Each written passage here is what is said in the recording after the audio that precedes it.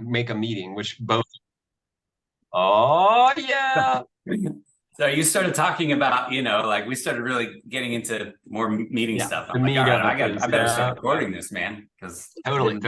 Newman's going. I love to go. I love to get on my rants.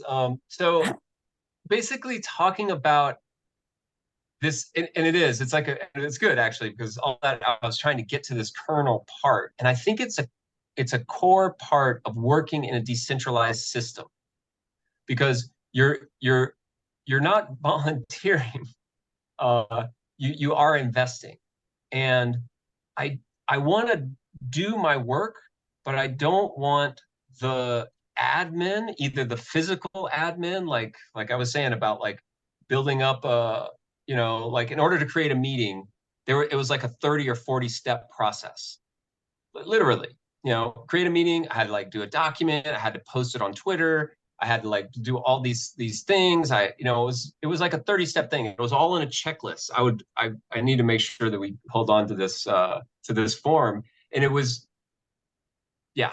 So there was physical things, but then there's also mental things that kind of held me back from giving freely. You know, like I want me and other people in my community to be able to give freely, Right. without getting like hung up or caught up or like having to deal with stuff that's not um not necessary. There's going to be overhead, there's going to be things that you have to do. It's work, right? It's still effort. Mm-hmm. um and that could be another thing. There's talking about, I think Seth Godin, so I'll look for this blog, but it's like effort that is a part of the intrinsic task. Like I think he uses the example, another Tour de France thing, like going uphill on your bike. You go uphill on your bike and you know that you're gonna suffer. It's gonna hurt, it's gonna be painful, you're gonna go slow. But if you get into the headspace, like, well, I'm gonna hurt, I'm gonna suffer, I'm gonna go slow. But if you're thinking, no, it shouldn't hurt, I should be going faster. Maybe you look at others and you say, look how fast they're going, and you kind of, it sets yourself up for mental suffering, which Yeah. also gets into that like pain versus suffering. Like pain is inevitable. Everybody goes through pain. Pain is a thing. It's part of the world. But you don't have to suffer. So I want my um essential or my beautiful optimal HSC to like lower suffering, like, and meanwhile, maybe even increasing my effort. Like I want to do effort. Like I want to like work on my projects or the projects that I can agree to, and work hard like all night, like on weekends, just like really grinding it out, but I don't want to suffer through it. You know what I'm saying? There's a subtle difference. Oh yeah. This is Yeah. so good. This is so good. Yeah. I've never actually had this conversation, but it's so real. Yeah. Yeah. I mean, it becomes real because we're at an inflection point where we're like, oh shit, this might not be here, like what, this can not be here. Like this, I mean, we're all working on the same thing. So but this iteration, like these Tuesday meetings or that website or this mailing list, like I know that like good mushroom style, we're going to, whatever is here, we're going to grow up the good shit, we're going to grow up out of the compost. But I think that there's more than just compost, meaning that we don't have to like totally take it down to, microbes, fungi and bacteria. That, a few structures can stay in place to rebuild. But that's what we're talking about, is like, what is our ideal essential dream HSC? Like if it could be a perfect system, and that's part of it. Like I wanted to like reduce my suffering, but increase my effort, or work in a decentralized way so that we don't burn out. It's not a Ponzi scheme for Robs. So it's not like, we're not just like, oh, we just need a fresh set of Robs to come and then we can go off and do like, oh yeah, whatever, that was the old Rob, now we got the new Rob. You know what I'm saying? Yeah. He's wearing his British monarchy Grateful Dead shirt. It's like, like the king is dead, long live the king, The king is dead, long live the king. Yeah, man. I kind of feel like that's that. I think that there's Yeah. something there, meaning that and then we're like, oh, leadership sucks or something. You know what I mean? Like there's something to be said about like what the system eats and then what it produces.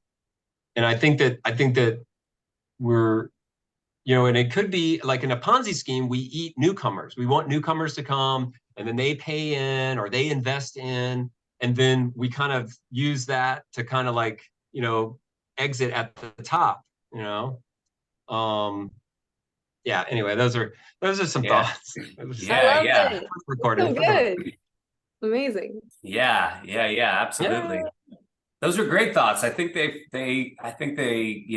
go really well. I mean, it definitely feels like we're all coming with the same energy, and the same ideas and the same, right, so right, a Ponzi scheme, yeah, you eat the newcomers. There's something where it's like, we could have, this could be like a potluck, Yeah. where I love, I love the idea of an organizational potluck. The potluck is a great organizational thing, because you see it everywhere, right? Mm-hmm. It's an organizational structure. Yeah. Well, I mean, I know. So Zoe and I got sneak previews of. So I think got too excited 10 minutes before the meeting, and Oh boy. sent me, her presentation, right? So so I know, yeah, Zoe has that. I have mine, which is just on a Word document, and then I can speak with words. I think that it seems like Newman, you've probably, you in some ways started on yours, but I don't know if you have anything, more formal or, but I figured that's, we could start there. We could just give each other, each other, yeah. time. And I know let me look through the notes. It basically is decentralized work, like learning the lessons and documenting the lessons of decentralized work. I kind of wrote down like a gig worker alliance, a place for people, like big people, like not just sort of like it is like the three body, like wholeness is a feature, and wouldn't that be great? It's just like, yeah, there's plenty of organizations that you can be involved in. This one respects your wholeness, that it's established and thriving, right? Even the established and thriving part is kind of, and I wrote this like a healthy, yeah, exactly, like a healthy food forest. So it does its thing on its own accord. So baked into the thing, that it sort of produces, So it's like it's not an annual that you have to like consistently do, in very practical way. And this is something that I've learned from these previous organizations. It's just like, guys, we have a meeting every Wednesday. And I wrote very, very cagey, very like passive aggressive, whatever. I did a spreadsheet out and I made a list of every Wednesday. And I was like, look, here's a list of every Wednesday. Like, let's build all these silly documents. Okay. But then Rob's like, no, I don't build a new document. I just create a heading. I have an outline. You can see all of the stuff just once. That's it. It's like, that's the iteration. So like learning those things, it's a place to learn, it's a place to learn, or it grows, and then it's growing slowly. It's like, it's a slow growth. Like, we don't want to go too fast. We get too many people, we get too much money, and then all kinds of weirdness happens. Like biomimicry, like I'd rather grow like a tree, not like a weed. I would rather grow like a tree and not like a weed. A tree is going to stick around for a while. It puts down deep roots. A weed is by nature meant to like come and go. I don't want to be a weed. That's interesting. Be a nice big tree. So really, what does that, like, all that is kind of like conceptual, but what does that look like?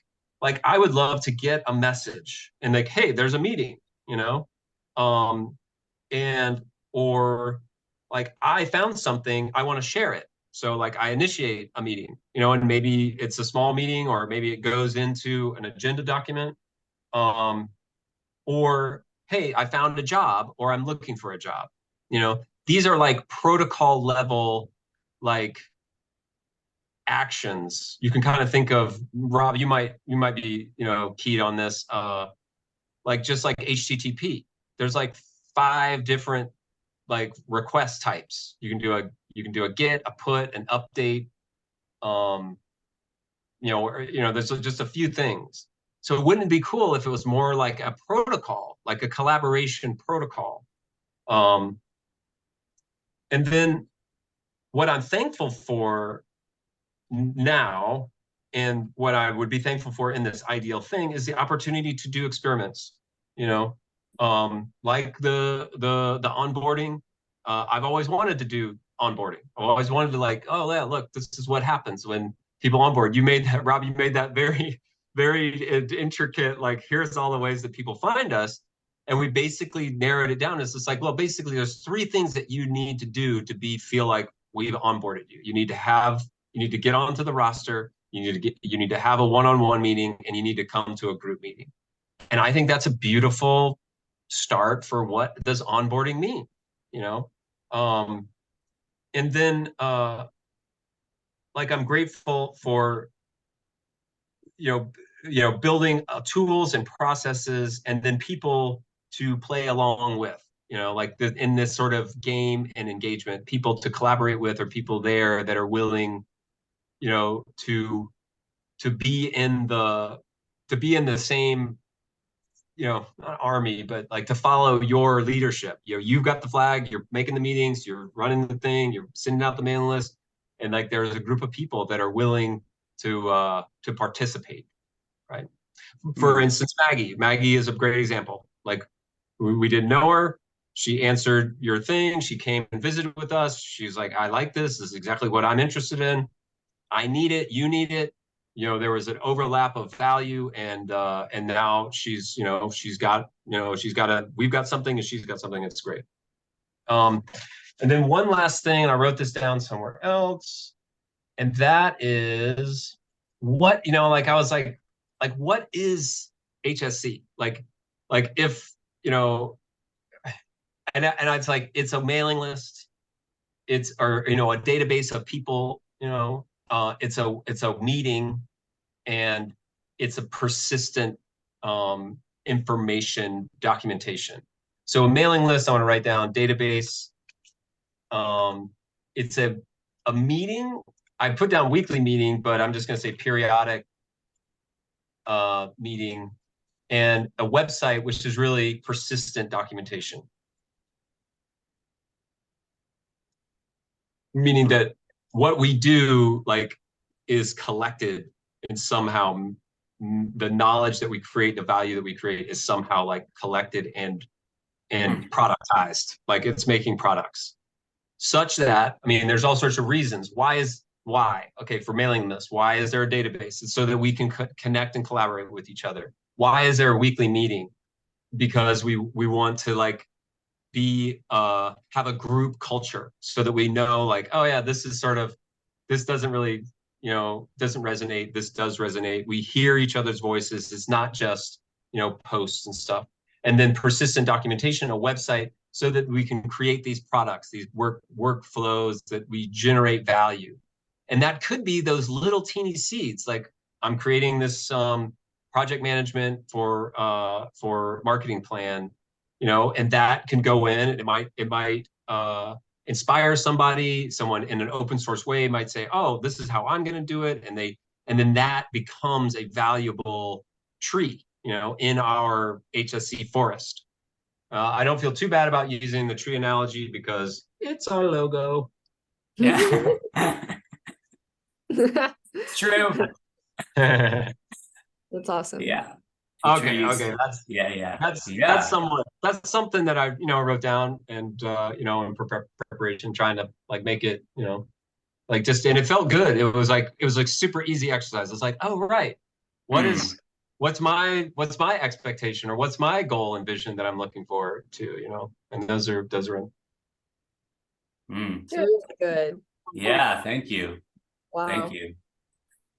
Yeah, it's really good. And I love hearing it. I also, the fact that you're like, oh, it was easy, sort of felt easy or easeful.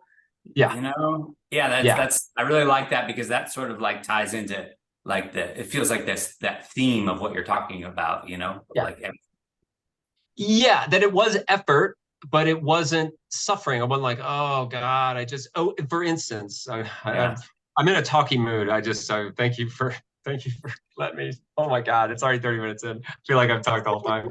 But one last thing, like the very practical thing, like there's tons of work to do, and there's other projects where I'm just like, oh man, it's not my. Some projects are harder, and some don't have that quality of easement, like there's like it flows. And I wonder why that is. But it's a weird non-physical, because it's not like, oh, it's hard because I don't have access to the tool I need, or so and so. It's a mental hang up or non-physical entity that sort of like stops me from doing it. And that gets us down to like that emotional maturity work, which I feel can be a part of my dream HSC. Meaning, I would love to do that personal growth and development work as a part of it. I want the people that I'm working with are in that, it's kind of a trite term, but the spiritual path, or are working on like on themselves, or working on maturity, working on like, coming, maturing is actually I like the idea of maturing, because maturing doesn't necessarily mean like getting better or worse. It just means that you're evolving, or moving. It's like, oh yeah, I want to mature. It doesn't have like in it like a good and bad thing, although uh um con not that word, that means like it's not the definition to mature that has like a connotation. The connotation is that you mature and you get better, and immature is bad, and mature is good, but that's not a part of the word actually, in my mind. Anyway, okay. Thank you. Right. Yeah, how about right, exactly, a group, an organization, a community, right, where part of like that part of that base culture is, hey, let's all grow, let's all grow together. And help each other, right? And that's what, like, the ones that I've been involved with, healing communities, spiritual communities, right? That is like part of the base, that base feature of it. People go there specifically for that. It's like, okay, well, I'm working on my personal spiritual development, but actually I'm going to get, like, if I go and I do it in a group, there's ways that I can develop and grow in a group and relationally with others that I can't do just in my own, sitting on my own cushion. Right. So if you could bring that into like the work world, like work, that's super cool. Yep. Yeah. Cool. Thank you, Newman. Yeah. Thank you. Yeah. Thank you for the opportunity. Yeah, that's great. Absolutely. Well, there's only 3 of us here today, so we can take the, more, especially take the time. That's right. Yeah. That's probably what I felt. I was like, oh shit, I'm like a dog off the leash. It's like, whoa, let's run around. There's people who I got the zoomies, dudes. I got the zoomies. It's people who care about what I'm saying.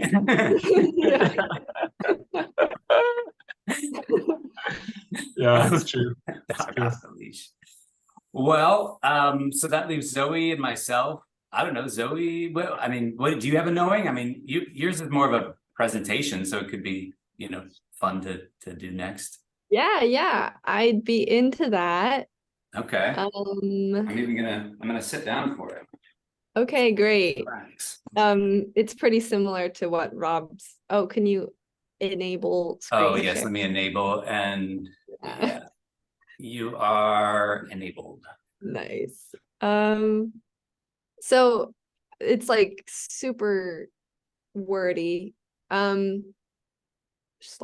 Is it on, is it on slideshow now? Yeah, well, now we got you. It's full screen. Looks beautiful. Yeah, full screen slideshow.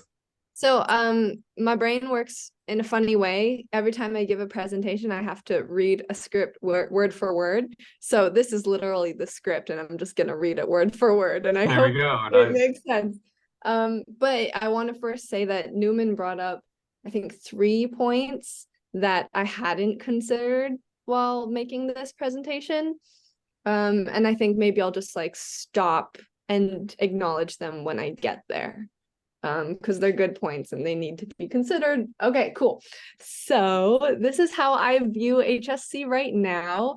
A few roster people, non-roster freelancers, but most of them are on the roster, I think. Anyway, and then there are the people who are involved in HSC management to varying degrees of commitment.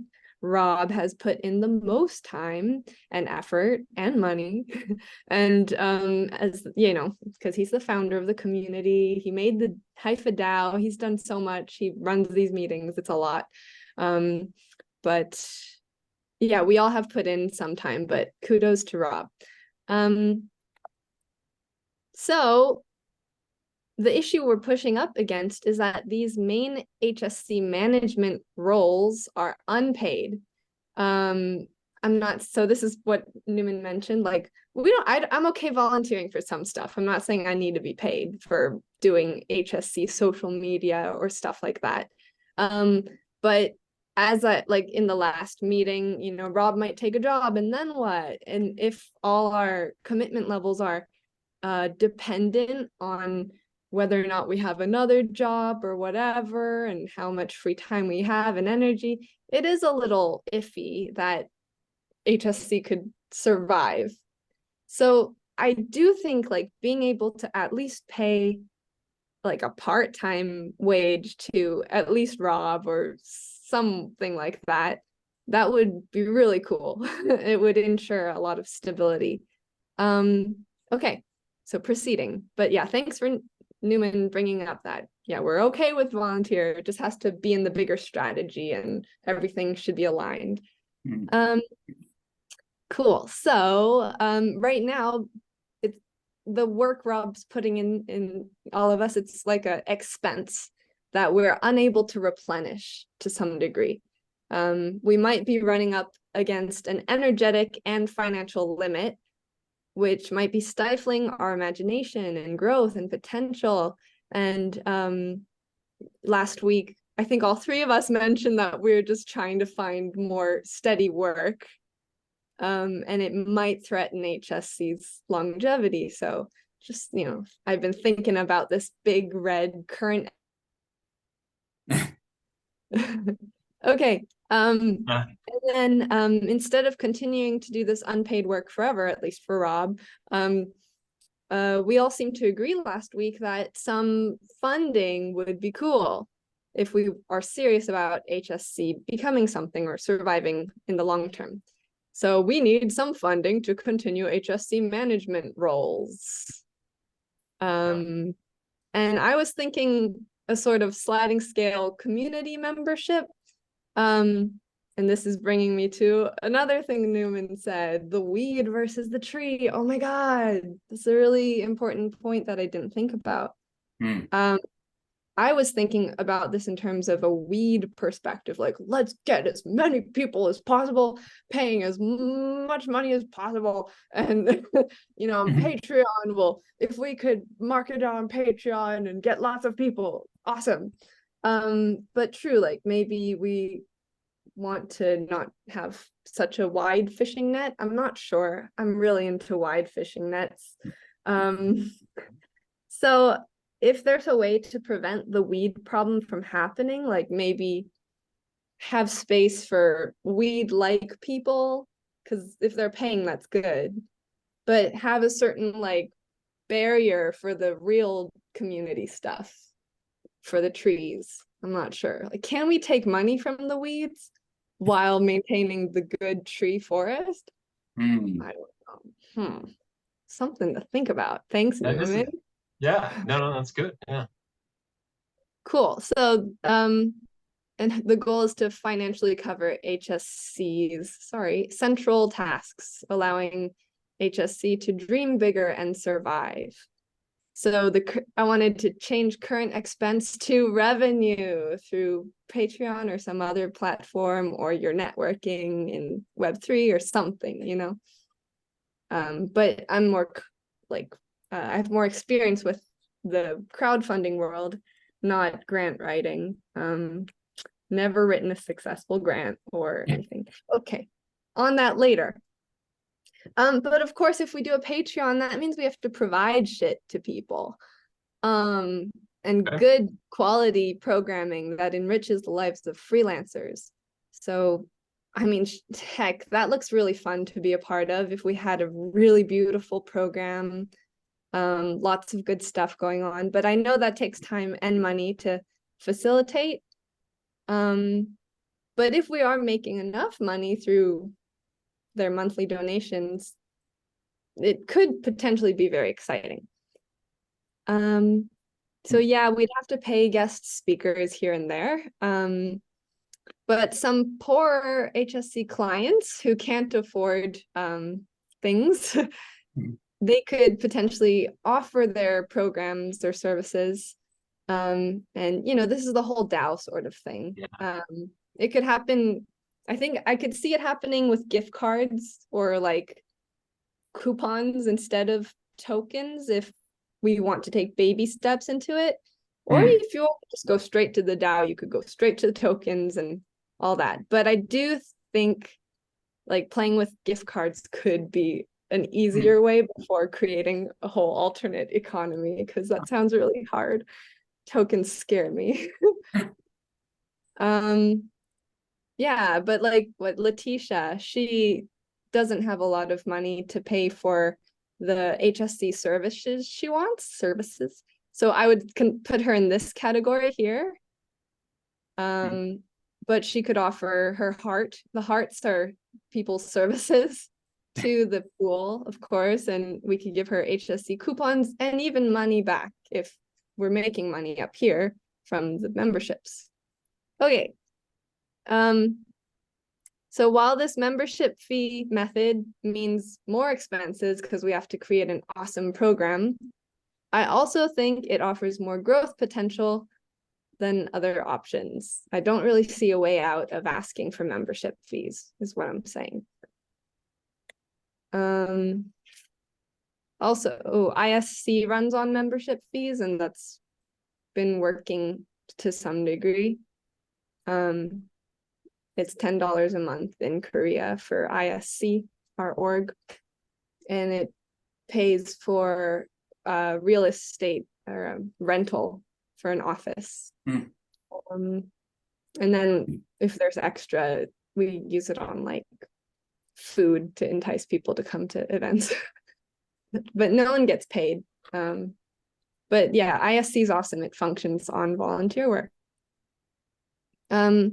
As we grow, we'd have more potential to get HSC clients. So that's another aspect of the weed and the Patreon thing. I was thinking, God, if it's such a big thing, and there are even like 50 people in a meeting from time to time, if it's like a event or Skillshare or something, like that brings our client potential up so much, referrals, and that's very cool.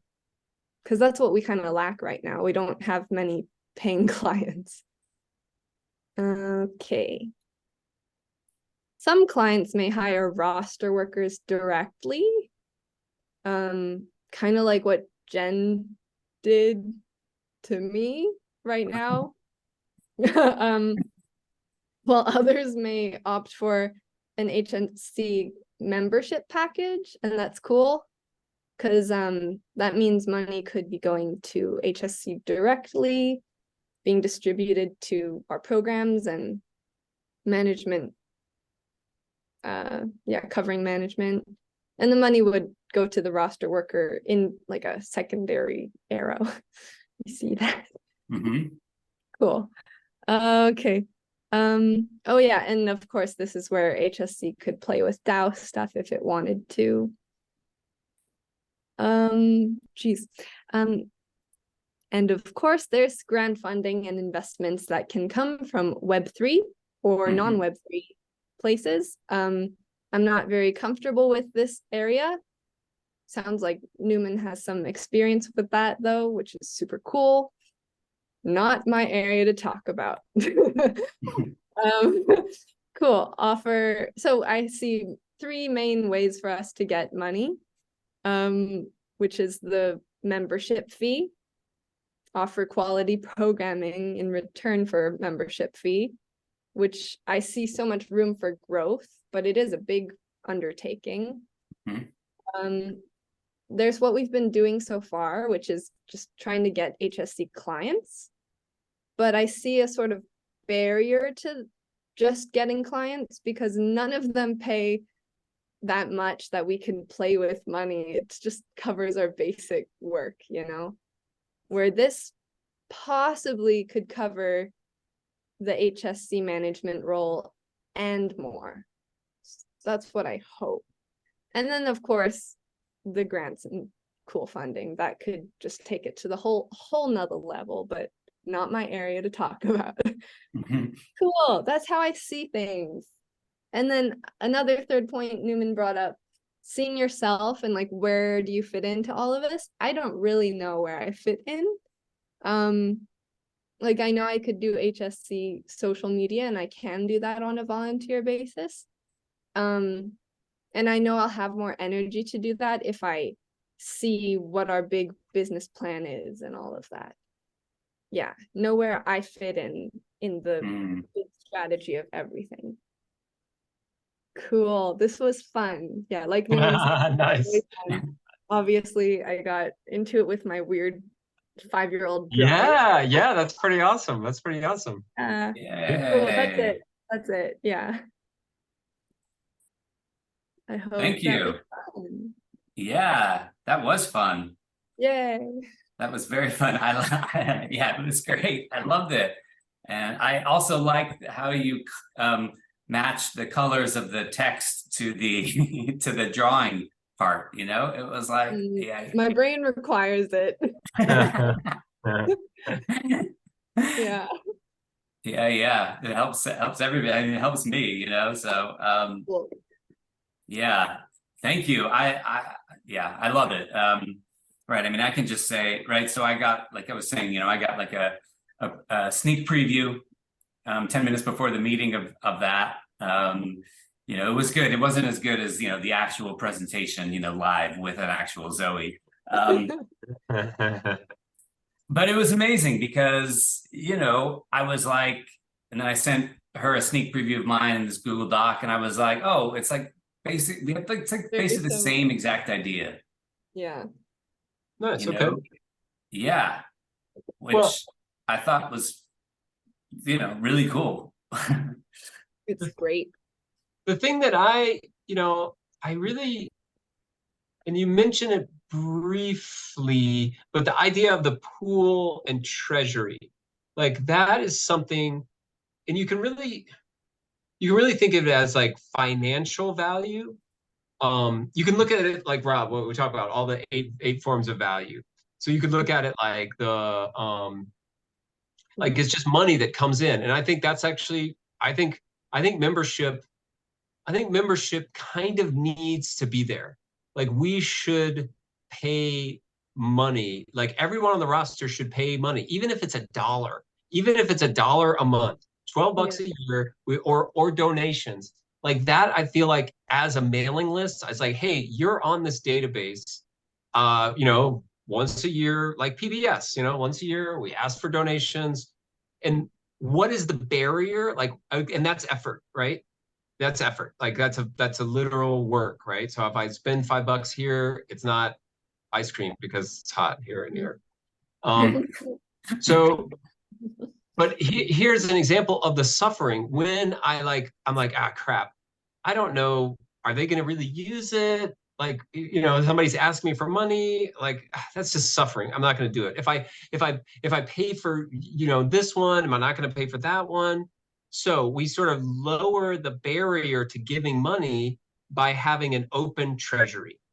Then I feel like we're like, that like it's not getting people, rich, it's paying for our Zoom account.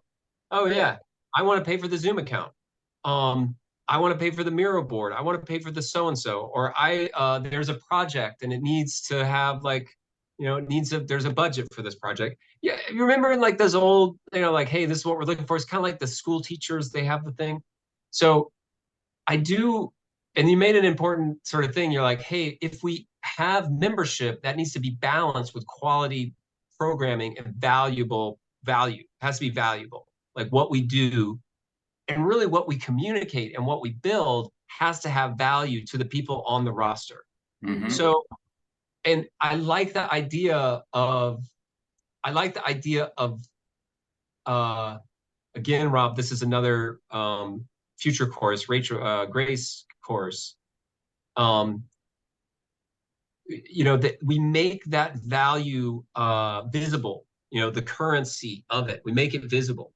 And I mean, this might take a lot of management, but maybe not, just to where we see like, this is our pool. This is our pool of money. This is our pool of documents and playbooks. This is our pool of network and connections.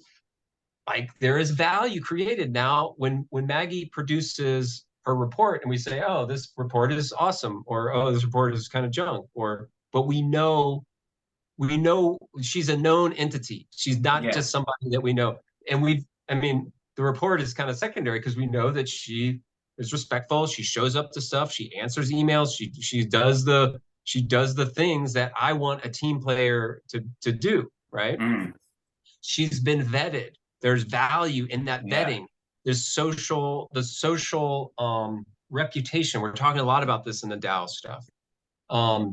So, and then getting clients and grants. Yeah, I think grants could be grants are kind of a tricky thing because they are, like, to use the forest analogy, they're sort of windfall events. They're just like a perfect year of rain, but then you can't really rely on grants. If you're doing grants, you really need to, like, the grant money needs to be spent in such a way that you level up the infrastructure and it's a bit your ability, like you need to figure out like what is the infrastructure and get that sort of taken. For instance, you can get grant money and you spend it on like recurring tasks, like paying out your rent or paying out your Zoom account for 2 years. So you've got runway. So it's like, these are the known things that I don't know, something like that. What other stuff in there to comment on? I like the idea of paying. I like the idea of paying the management as an expense, as like, these are the expenses, because if we don't, or here it is, it's just that we know what we're putting out. So it's not just putting into an empty, and I put this into the project management, like, yes, the compensation is zero, but it needs to be put down that it's not zero effort. Like, that we need to put in that there is an exchange, and that there's, even if it's, Rob bucks or HSC tokens or, whatever it is, it needs to be visible. The exchange needs to be visible.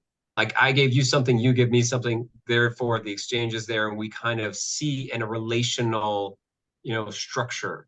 And the cool thing is that all this DAO stuff is sort of built on the transactional thing. And then again, back to the Grace course, we know that transactional stuff is not the be all end all. And the example that she uses is the family. Like, nobody pays mom or the person that makes the family dinner. No one pays them to do that. I guess they do in really rich people. Maybe that's what we're all headed for. It's like, this only works unless we're paying for all of our services. And the same with voting. Like voting, we haven't really talked about governance. Like, how do we, in a perfect HSC, how do we determine how much is paid, or where, like what goes in the newsletter, or what goes in the meetings, or who sets the agenda, like those governance things. There's an opportunity there for meaningful participation and liveliness, like having a lively, fun, happy, whole people, whole system, going forward. Yeah. So that's a bit about like the exchange, barter DAO kind of like that you mentioned. I don't know that much about the gift cards and coupons though. Like you mentioned that as like a baby step to get into. Can you tell more about that? Yeah, sure. Well, so for a while I've been trying to, understand DAOs and tokenomics and stuff, but I never really felt like I did. And because of that, I'm not like super DAO-y. Right. I'm not like, maybe I don't know why. I don't know if it's just a mental barrier that I'm hitting, or if it's like an ideological barrier with the whole Marxist stuff. I'm not sure. Right. Because it's complicated stuff. Yeah, but I just don't see a difference yet with like an Excel sheet where we mark how much we owe someone. Yeah. Like, oh, Letitia is doing weekly. Uh-oh. You froze. Oh dear. You froze on. Letitia is doing weekly.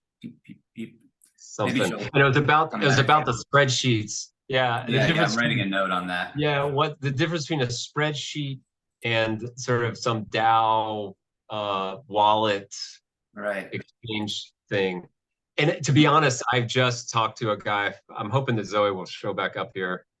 I just talked to a friend that does treasury management.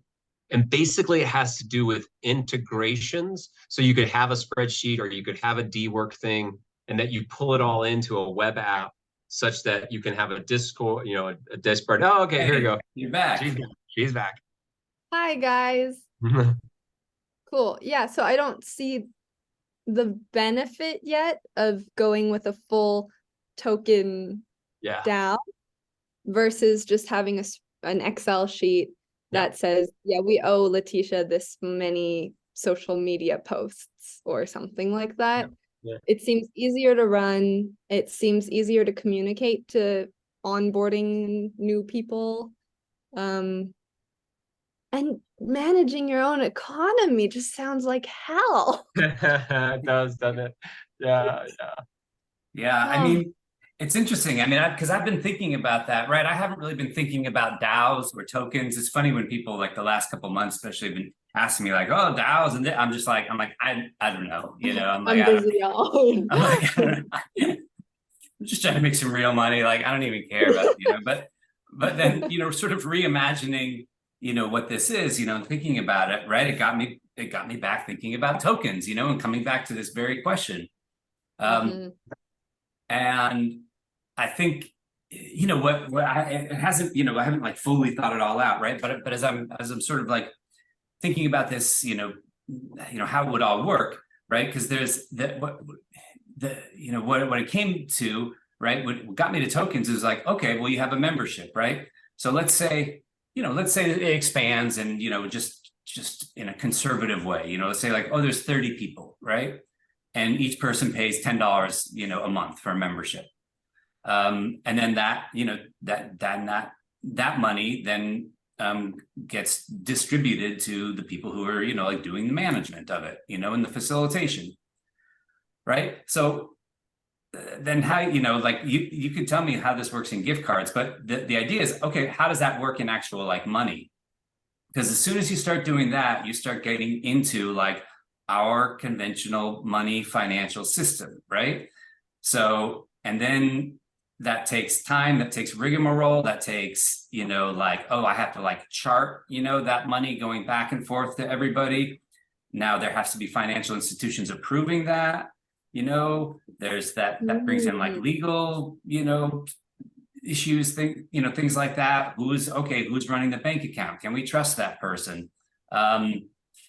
right? So it brings in all those things, and even in my mind, when I was thinking like 10 people, it's like, okay, well, everybody could like Venmo, someone, and then that person could distribute it back. It starts to get in that complexity, right? Okay, well, then if you go through financial institutions, they're going to take their cut.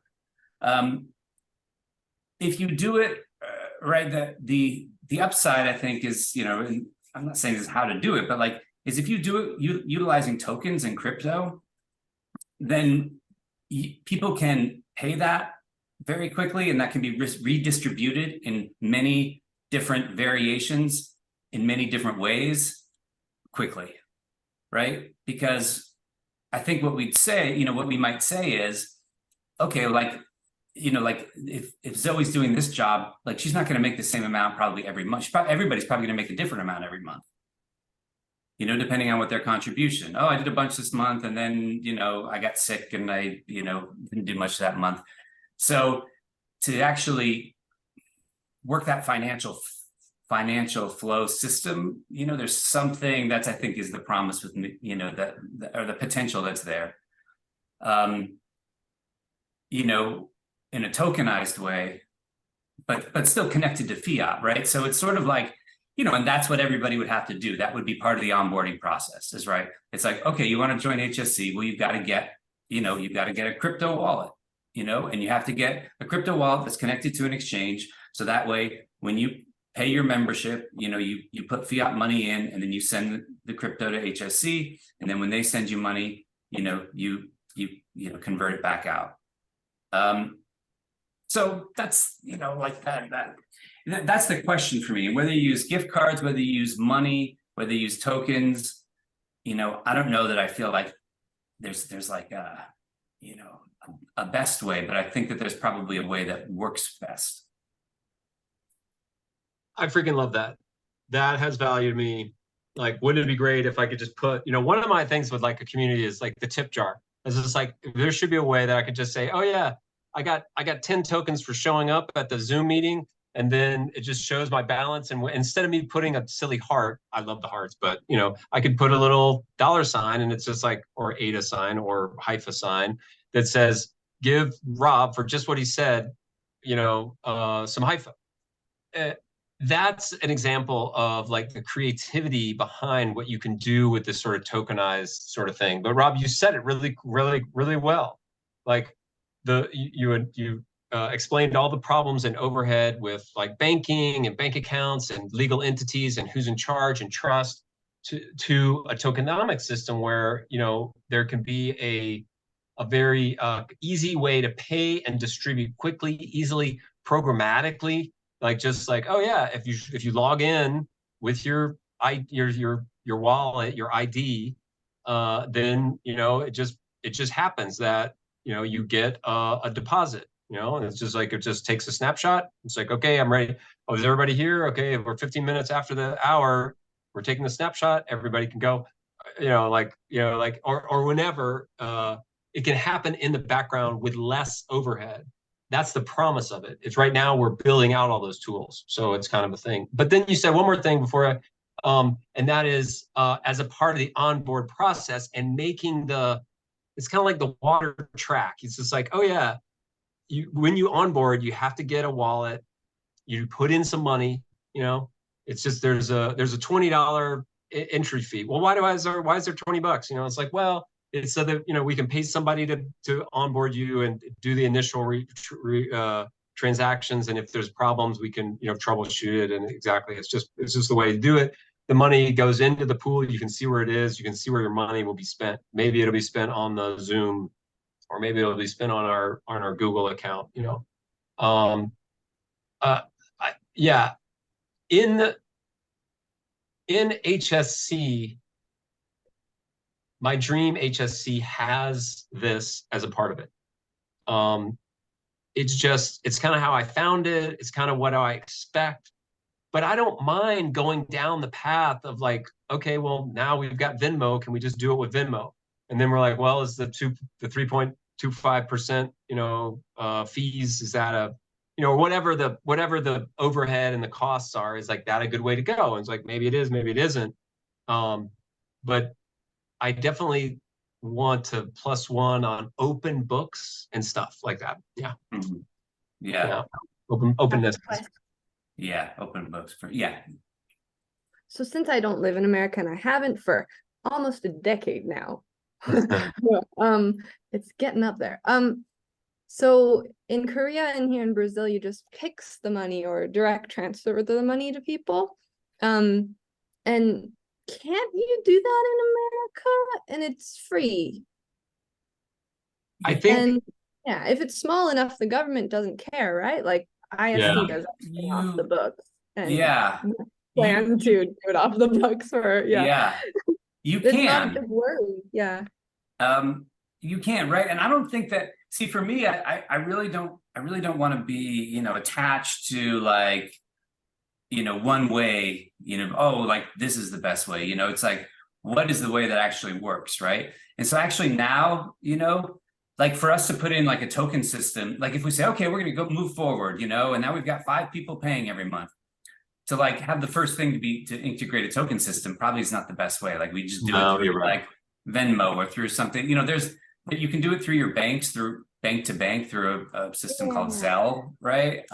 That's Zelle. Okay, that's Zelle. Yeah, that's Zelle, there's like right? It's Zelle, Cash App, Venmo, PayPal.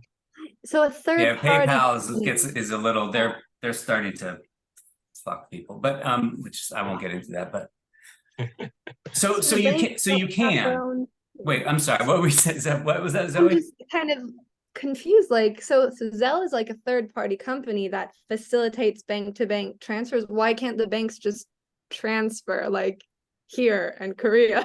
It's just kind of frustrating. Yeah, you mean why can't they figure that out like internationally? Yeah, just like why can't Chase transfer to First Republic without Zelle? Yeah, it probably has something to do with the regulatory, American system. Yeah, I think it's sort of, I mean, I don't know, maybe I don't really know, but like there's something where I'm like, oh, it's amazing that all the banks like decided to get together and do that anyways. In a sense, to like work together to create a system that doesn't actually charge the consumer fees. I'm surprised that even happened. Right. Because that's the whole idea, I think. Well, fees. Okay. It makes more sense why you would want to just like fuck all this weird bureaucracy, do our own thing. Well, yeah, I mean, I do want to fuck all that, but there's also the idea of like what, at what scale, what becomes easiest, right? Because we could use, because everybody puts in, okay, like they have to send to a bank account, right? $10, we're just saying $10 a month just as easier. Okay. But then that has to get distributed back out. So then it's somebody's job to distribute it back out, but in different, so it's like, oh, okay, well now I've got to, I see what Zoe did this month, and there's different ways where it could be distributed out, but somebody would then have to like manually go and then like, each month and say, okay, this person gets, $16.48, all right, and this person gets, okay, let's do some creativity. Let's try some creativity. Well, there is something that actually that Grace talked about, which is, so there are a lot of programs. I think there's programs that are doing this, and there's one Grace told me about, called Coordinate,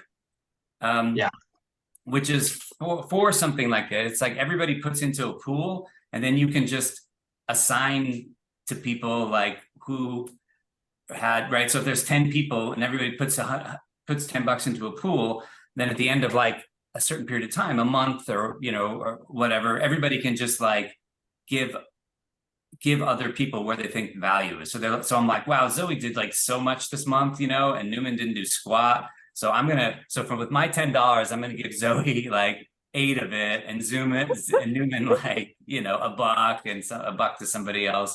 So that's a very decentralized way to do it. Yeah, that's super cool.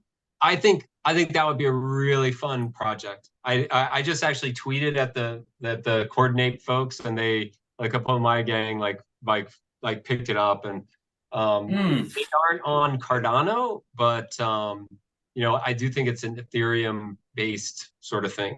I wonder, yeah. I like that. I like that as just a general thing. And it could be that it's like like the monthly thing. Like, what are the parameters there? You know, like the amount you pay in each month, the time it takes to distribute, because Rob, I think you're correct. Like that manual process is a real pain in the ass, especially, oh my God, especially if you are the one who has to decide like who gets what. It's a real social head fucker, to use, pardon the thing, because you then you have to do all this decision making. It's really tough. But with this coordinate type of thing, where it becomes like a fun, or becomes an activity that the group does, and it can be tough. When I was in football, like when I was a little kid playing football, we would get little kudos called headhunters, little stickers that go on your helmet. And it was just a kudos. It was just a symbol that but they would go around and like, okay, who gets a headhunter, and everybody would kind of like decide. And at the end of the season, everybody's got these like massive mounts like all over their helmets and stuff. And you're like, okay, I need one. Like, could you guys give me? I'm like, just got to get out there and do some shit. I remember very clear. I remember exactly where I was, like walking across the playground. And I'm like, man, I really want some headhunter stickers on my helmet. It's like, you got to get some kick-ass. And I was like, well, shit. And he's like, dude, now I'm really thinking about it. He's like, yeah, your helmet doesn't have any like paint marks on it. You got to get some paint marks on your helmet. And we actually tried to like smash our helmets together to see if we could get like paint on them. And that didn't work. And he's like, you just got to really go out there and aggressively like get after some shit. I was like, okay. And I did get some. Yay. It's a happy ending of the story. But I think that again, that's one of the dream HSC, that is a big part. That's a part of my community, meaning that it doesn't go the old route. Like it doesn't burn out the leader. The leader, like that's suffering, like effort of just like, okay, moving, stuff, like that's effort. But having to decide like who gets what or what to pay with a teeny amount, and then having to decide to pay yourself, that's fucking torture. That's torture. And that's not what I want to be a part of. And I think it burns people out. I think that is the type of decision fee, because they're like, I don't need this. Fuck this. I'm just going to get a job. I'm just going to, like, I don't need to go through all this rigmarole. So like facilitating it in whatever fashion, whether it's Venmo, Zelle, whatever. I kind of like this idea. I would love to add this into the dream. Yeah. That is variable. It's like the casino. It's like why social media is so entertaining and engaging. You never know what you're going to get. Like it could be something like horrible, or it could be something like, whatever, but you play this game to like, keep it going. It's like, you get a dopamine hit. I think that some of the treasury, because like, okay, so say we divide the treasury, it's like after we pay our expenses and then, we divide out the treasury and, oh, great. We all got $1.50. We all got $7.50 this month or this quarter or whatever. We got enough to get a soda pop. It's like, well, okay, that's great. But what if you got a chance to get, this month's, grocery bill, you just get a chance. So I like the idea of winning something like in a kind of random way, to where, and then you can also, there's also like algorithms. So it's just like, okay, everybody gets a chance, but then once you win, you get like half of your percentage, taken off, so that there's less likely. You still have a chance, but you're less likely. And then, and then it goes, everybody gets to half. And then once everybody's won once, then, there's all kinds of great algorithms, which is something that you can do in the crypto smart contract, programmatic money, programmable money space. I have a friend of mine whose project didn't get funded, but I think he's actually built it, which is a split the pot. I don't know if you've ever been to a big ass meeting where, like at a baseball game or something, you can buy a ticket and they'll have a big, up on the billboard, they'll say, okay, the current, what everybody pays in pay like like $20 for 10 tickets or something. And if you randomly you get drawn a number, half of the pot goes to a charity, and then half of the pot goes to this one person. So it's kind of like a charitable thing. Lastly, this system is an African, it's common in Africa and other sort of low fiat, or where fiat currencies are less sort of available, and it's kind of like an insurance sort of thing where they like pay a little bit, every month, but then they can apply to like get into this drawing, and they get so many drawings. But what I'm saying is that it's an ancient or a traditional, it shows up in traditional communities. It's not necessary, and it's sort of anti-bank when banks aren't trustworthy, or like they do this kind of weird money lottery thing.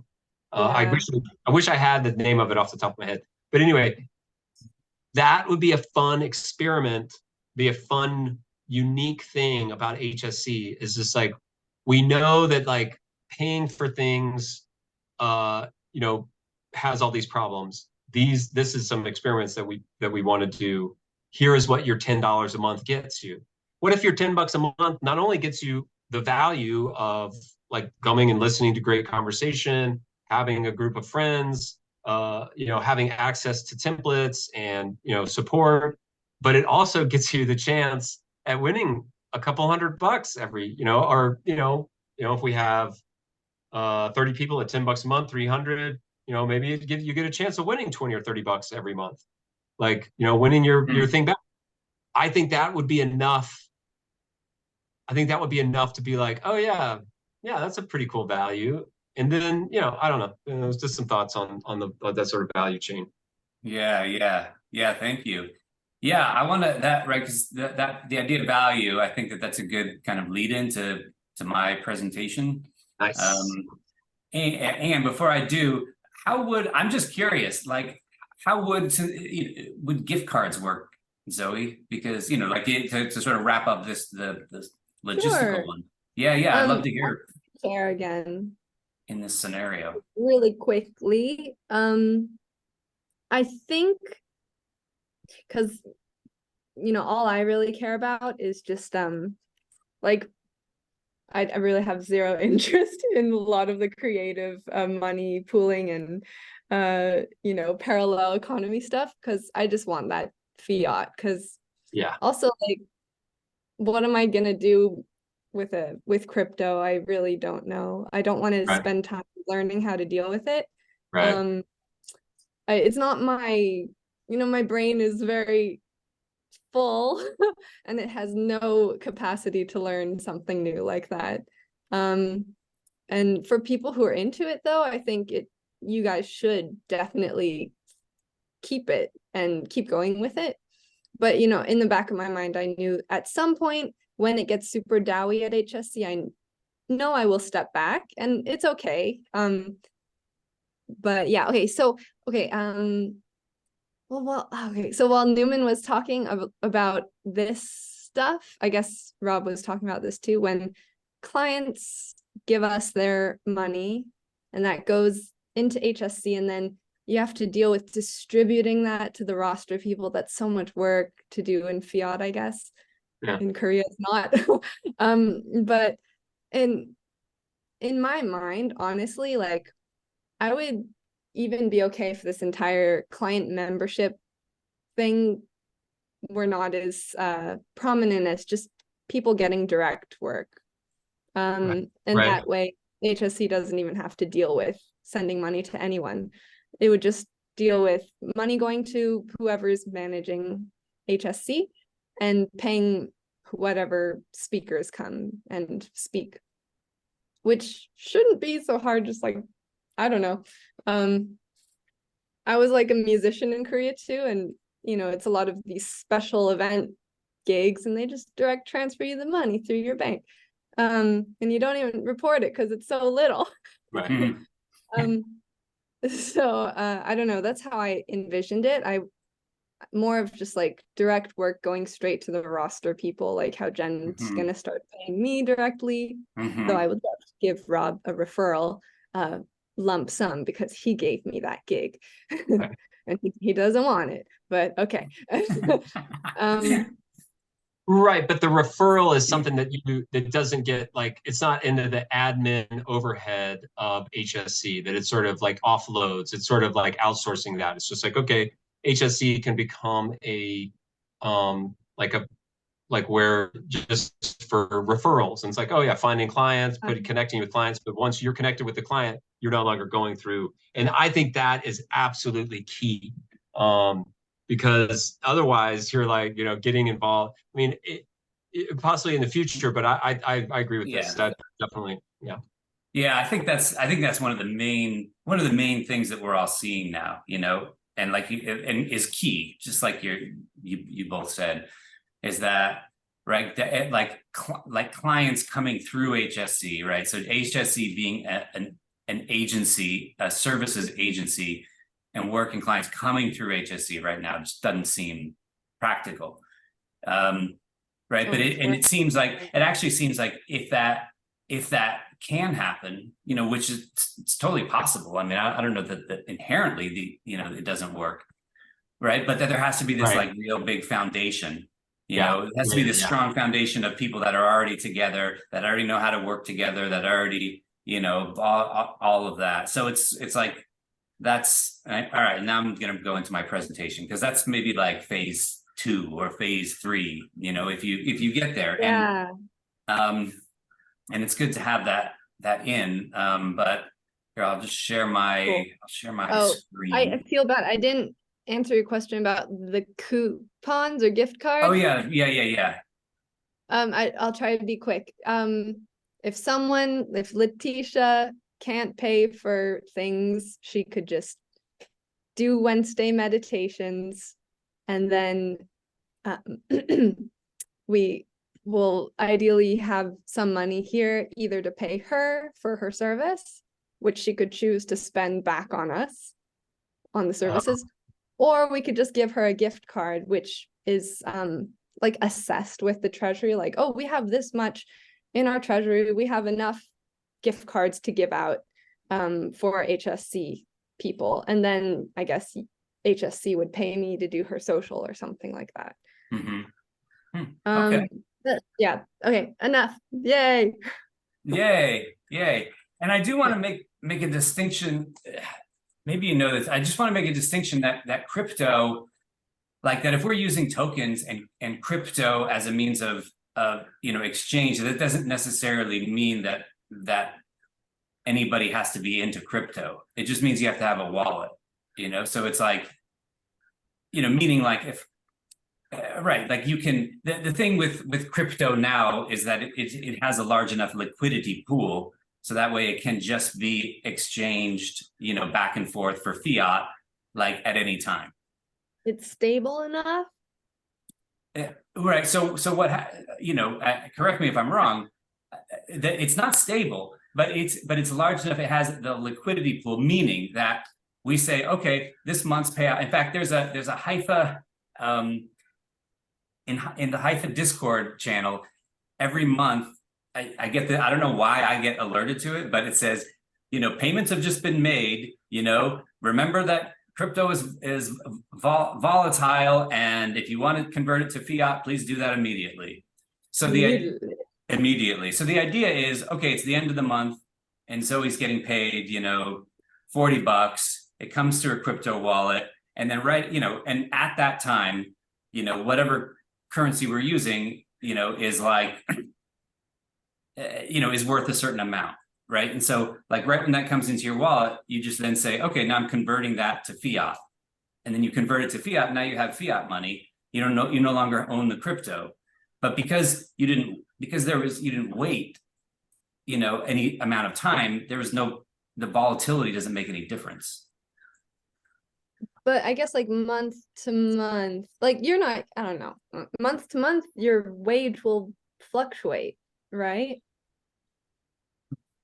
But not because of crypto, because if people are paying with fiat, you know, then essentially what you do, people pay, you know, pay with fiat, you could just keep it in fiat. And then when it's time to pay out, then you turn it into crypto, you distribute it to everybody. And then they put it back into fiat. And So then they put it back in, and right. And I don't know if that's better, you know, if that's a better system or worse. I mean, I think that you know, what you're saying is valid. Like, where is the treasury? Is our treasury in crypto, or is the treasury in fiat? I don't know that we need to get into the details of, you know, like answer that now, but that is a very, very, very valid question. I think actually that's for sure. Yeah, I don't know. Yeah, I don't see the pros yet, because when Newman says something like, and if I loved Rob's speech today, I could like tip him some coins, but like, is that just like printing money, you know, and just like decreasing the value of it?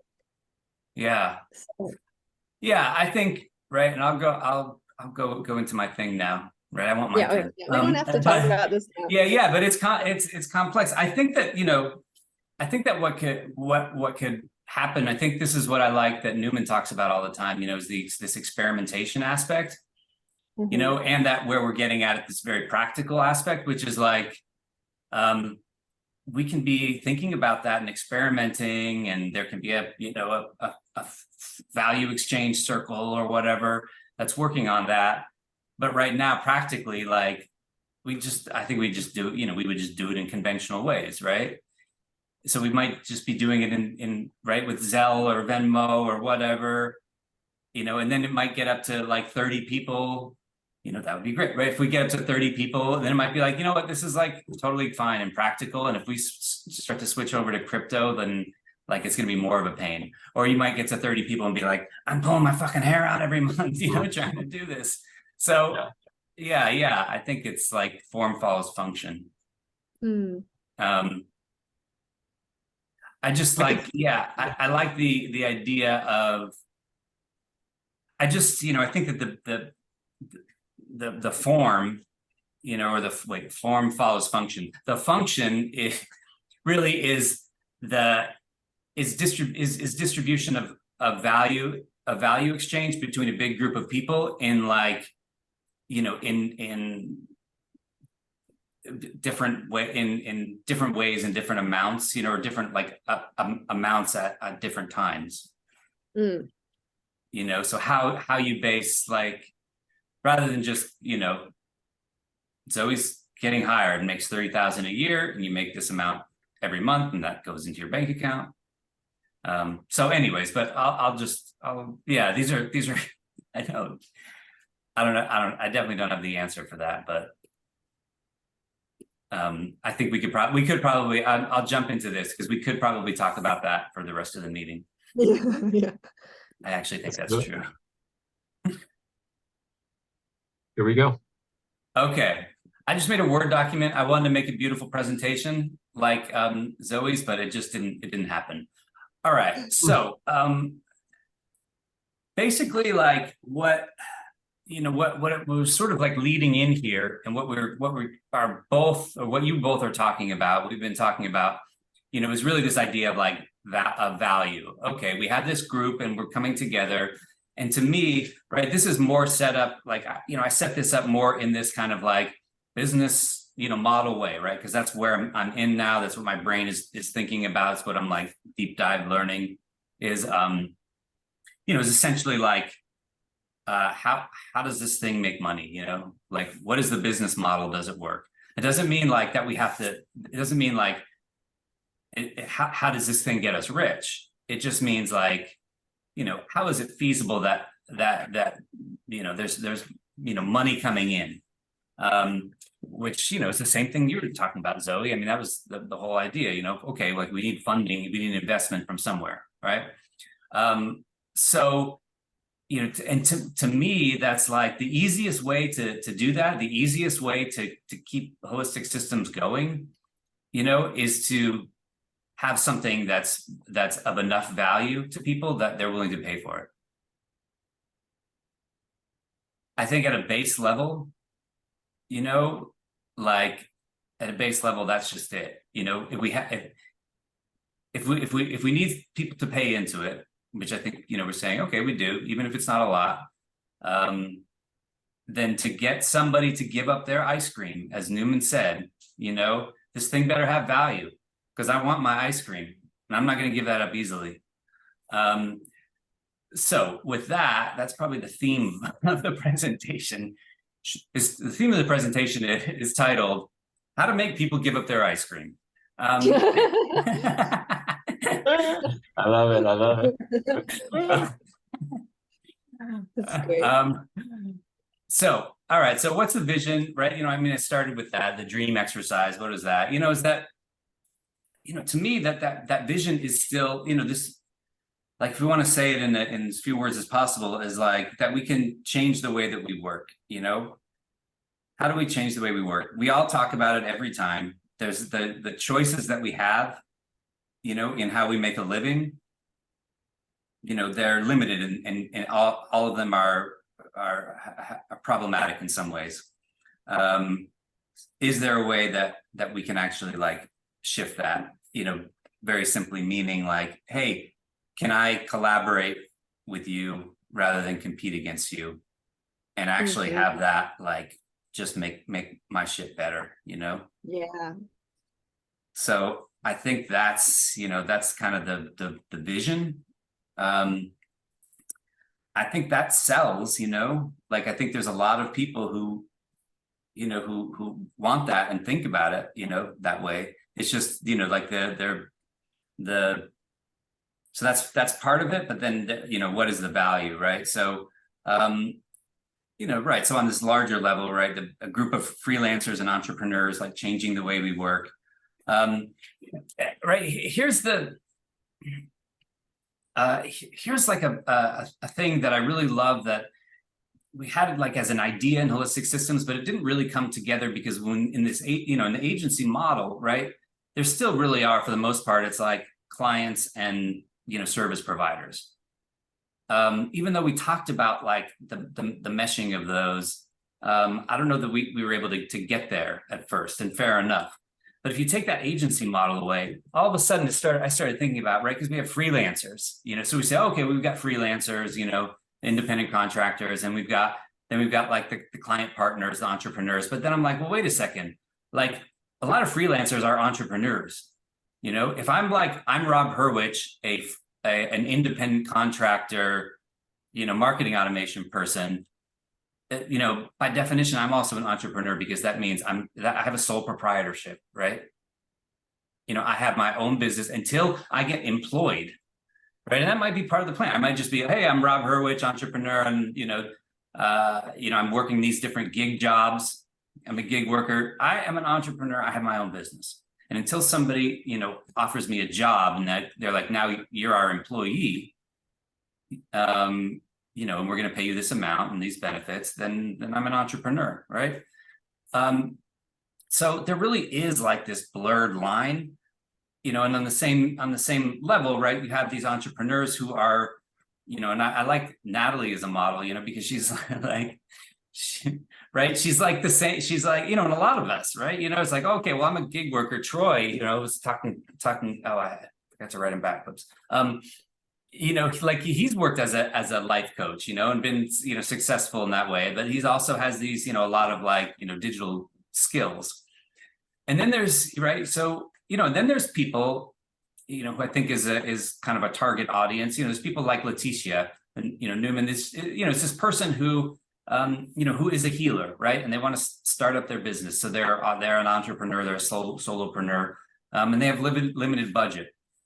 So there's a way where that is a different like client or target audience, that person, than somebody who's just coming in, you know, and saying, hey, I need services from you. Yeah, I've got the budget, I can pay your rate, you know, or I can pay you enough of your rate, that, you know, because then that's, you know, that's kind of more traditional. But if you have somebody coming in, they're like, I really need help from somebody like you, but I don't have the budget, right?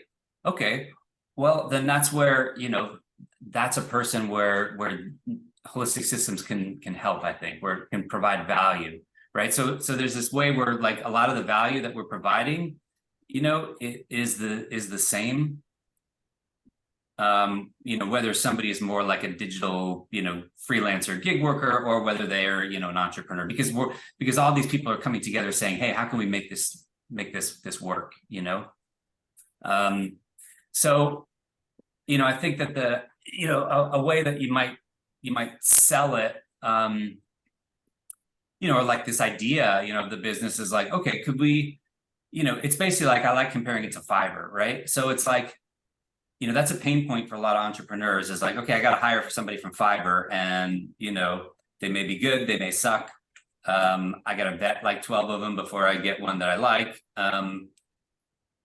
Right. So, but what if you could actually like meet and interact with the people, right? So, but if you have like, you know, you have more of a limited budget or anything, you know, what if you can meet and interact with the people on Fiverr, you know, in this way where it's not like a, you know, a salesy kind of way. And then you can be like, oh, okay, like I've been at like 3 meetings with Zoe, and, you know, I like what she said. Oh, okay, like, hey, let's see, you know. So what if you could meet and interact with the people on Fiverr? I think there's a lot of value there. And then what if you could team up? What if you're like a freelancer and you could actually team up with the other freelancers on Fiverr and collaborate in all these ways, you know, rather than competing against them for, you know, in the, as Zoe calls it, the race to the bottom.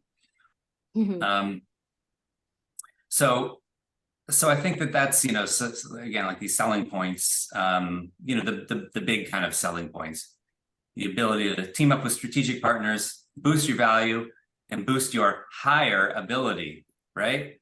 Hire and hire. Wow. I got it. I see it. Yeah. Your hire ability. All right. So there has to be like, right, there has to be value in there, and we have to know who we're selling to. So I think this is, you know, and I wrote out these things. I'll just read them aloud, you know, really quick. You know, it seems like these are our target audience, you know, so our target audience probably isn't somebody who's just like, I'm looking for a job and I want to be like, you know, an employee, and I'm cool with that. I don't know that that's, you know, I mean, there's somebody, you know, it might be somebody who's like, yeah, I do that, but I also want to do some gig work on the side, or I want to, you know, but anyway, so, you know, I said, okay, well, if I'm a freelancer, this independent contractor, I'd rather work, you know, with my own flexibility rather than have one job. I like my flexibility. I like, you know, I don't like people like telling me what to do all the time. So that's mine. I don't feel like a lot of the work that I do is meaningful to me. I don't like always being in competition with everybody else. I don't like that instability that comes with all of this. I don't like the lack of support just from being on my own. And I want to continue to be able to, you know, up level the value I bring to those, you know, who I help. And then there's this kind of like wellness and more wellness level, right? Which is like, okay, maybe I'm not happy. I feel like crap. I feel isolated, but I still have to work. All right. So I think that there's value there. Right.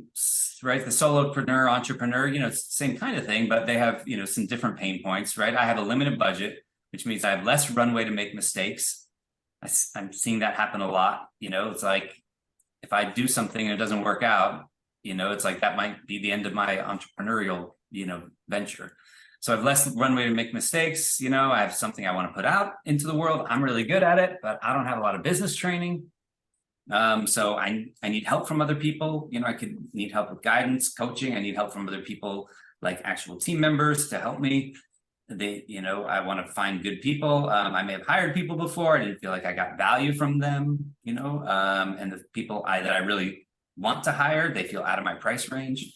And the same thing, you know, I feel isolated, overwhelmed. I still have to make money. I'm competing against other businesses with more resources, fighting a losing battle.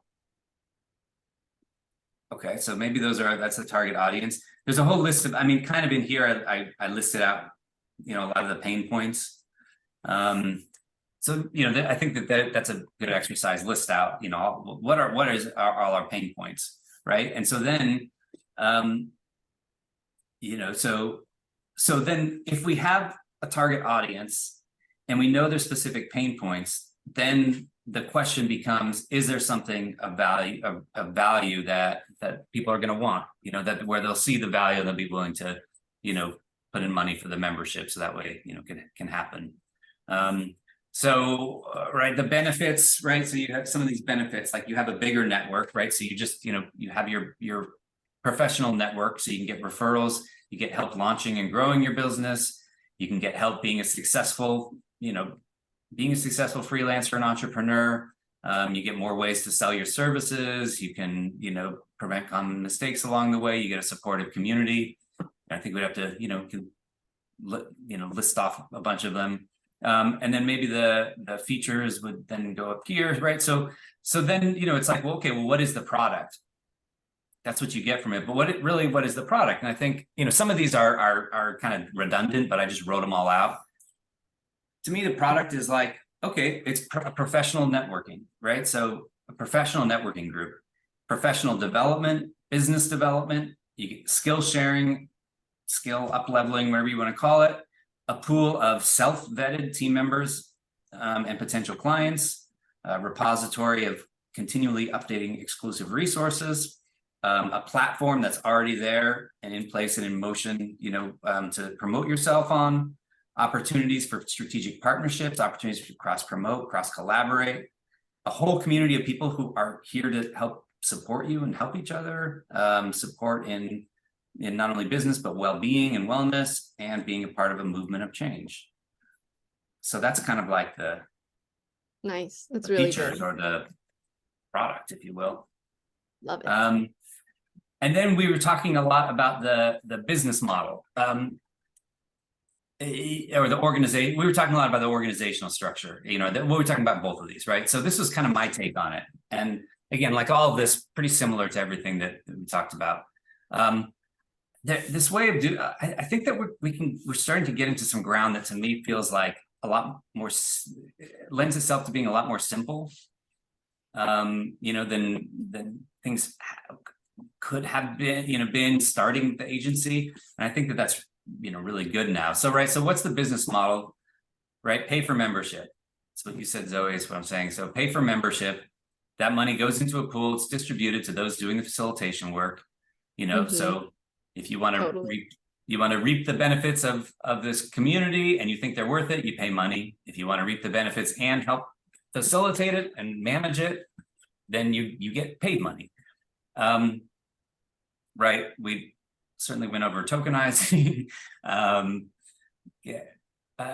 think that you can get, whether it's fiat tokens, this, that, the other thing, logistics, but I like the idea of getting rewarded for referrals.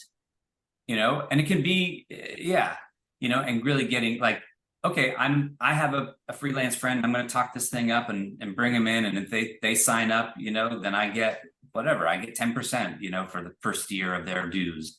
If I bring in a client and they, work with somebody, and I bring somebody on to work with them, something should happen. Yeah. I if I believe in it, and if I believe in what this thing is, and then I know that I'm going to get, a reasonable reward. Yeah.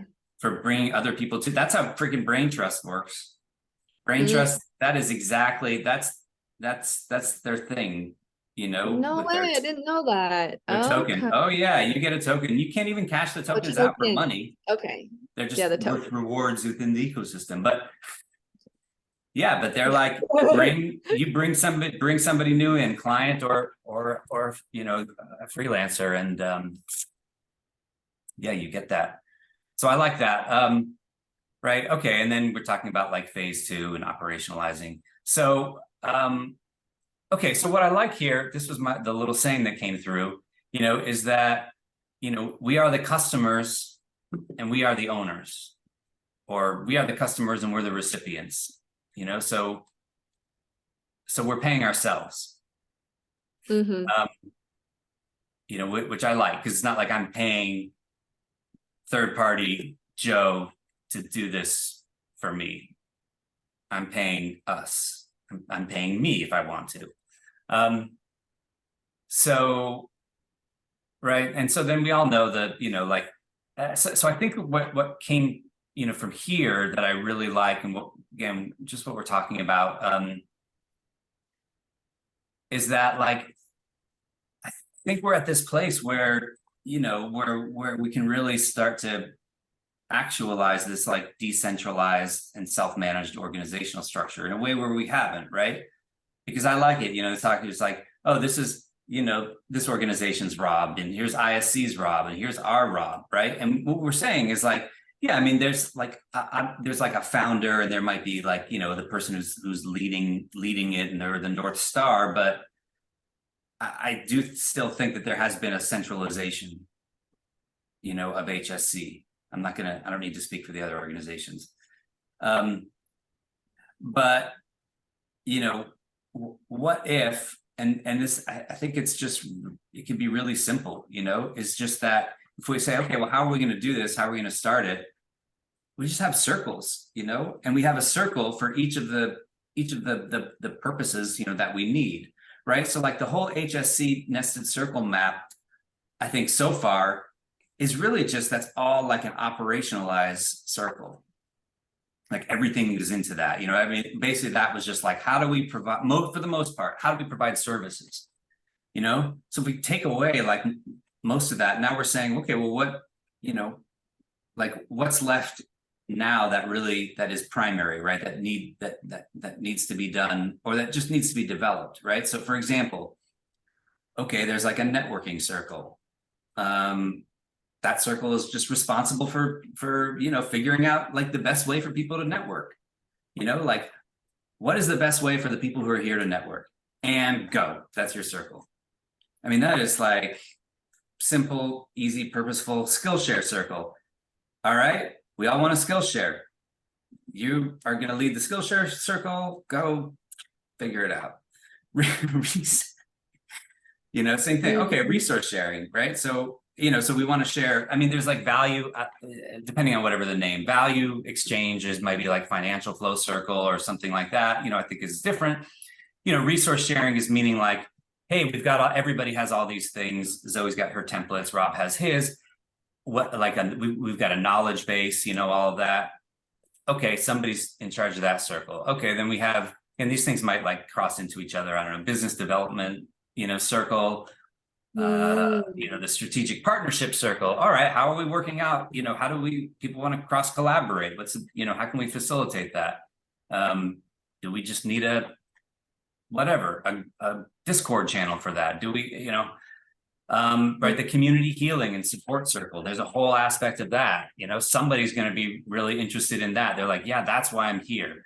You know, I think that these circles, it's like the ones that are drawing you in, you know, Newman's like, yeah, I really want to work on that tokenomics thing. That's exciting. Okay, well, you can lead that financial flow circle.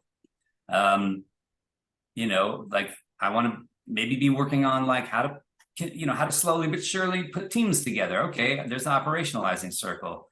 All right, well, we need to find somebody, right? I mean, you know, it's like, call it outreach, but essentially like a marketing circle. All right, we've got to post on social. We've got to have an outreach system. You know, we already have some of that. Somebody's just responsible for it. And then there can be an anchor circle, right? Like the three of us, we're here today. So maybe we're like an anchor circle, you know, so that way connecting all these circles and sort of, but there's a way where I think what we're trying to do now is simple enough that it really can be quite decentralized.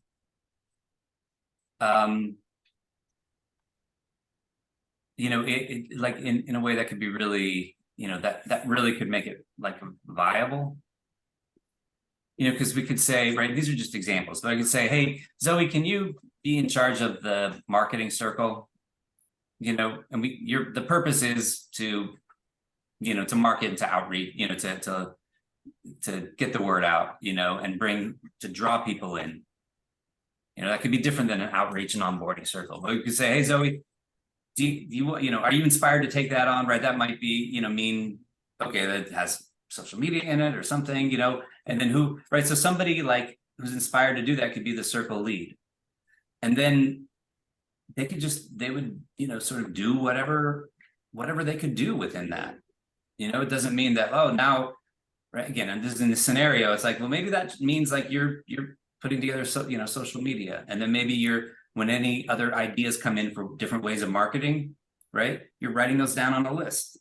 And we're saying, oh, okay, yeah, we've got ideas, 1 through 12. But I only have I have the capacity now to do social media. So that's where our marketing is. And then somebody else comes in and they're like, oh, I want to join the marketing circle. Oh, okay, cool. Pick one of these 1 through 12. And then you start, kind of working together on that. And then maybe you're like, I'm sick of being the lead. You be the lead for the marketing circle. And then, Yeah, I see. So and these so are like the volunteer positions in HSC management, kind of.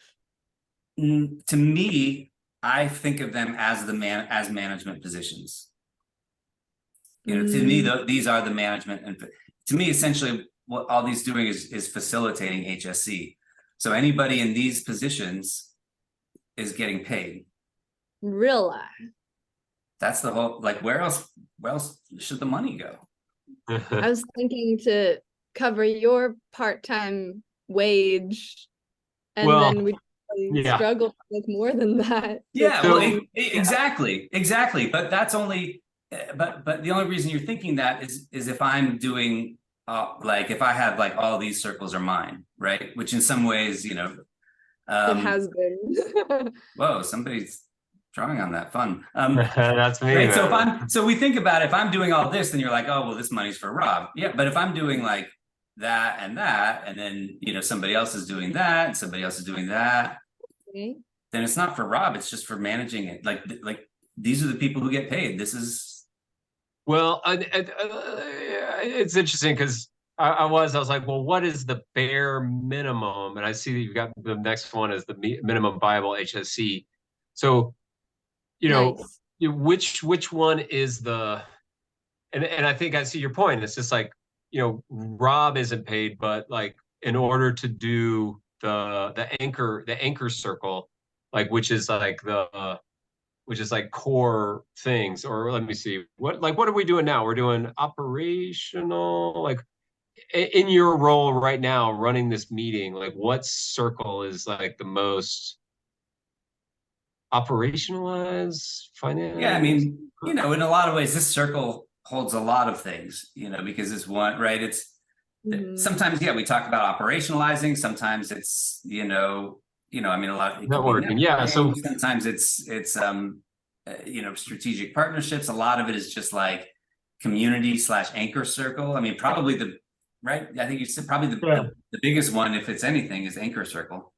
Yeah, that's kind of what I'm thinking. If anchor to me means it's like everything is like, this is your bare minimum. It's just like we need to like answer, like if anybody comes in, we need to onboard them, we need to like run a meeting, we need to send out a newsletter, or we don't, or we're not onboarding people, or we're not like, but it is the keep the lights on person.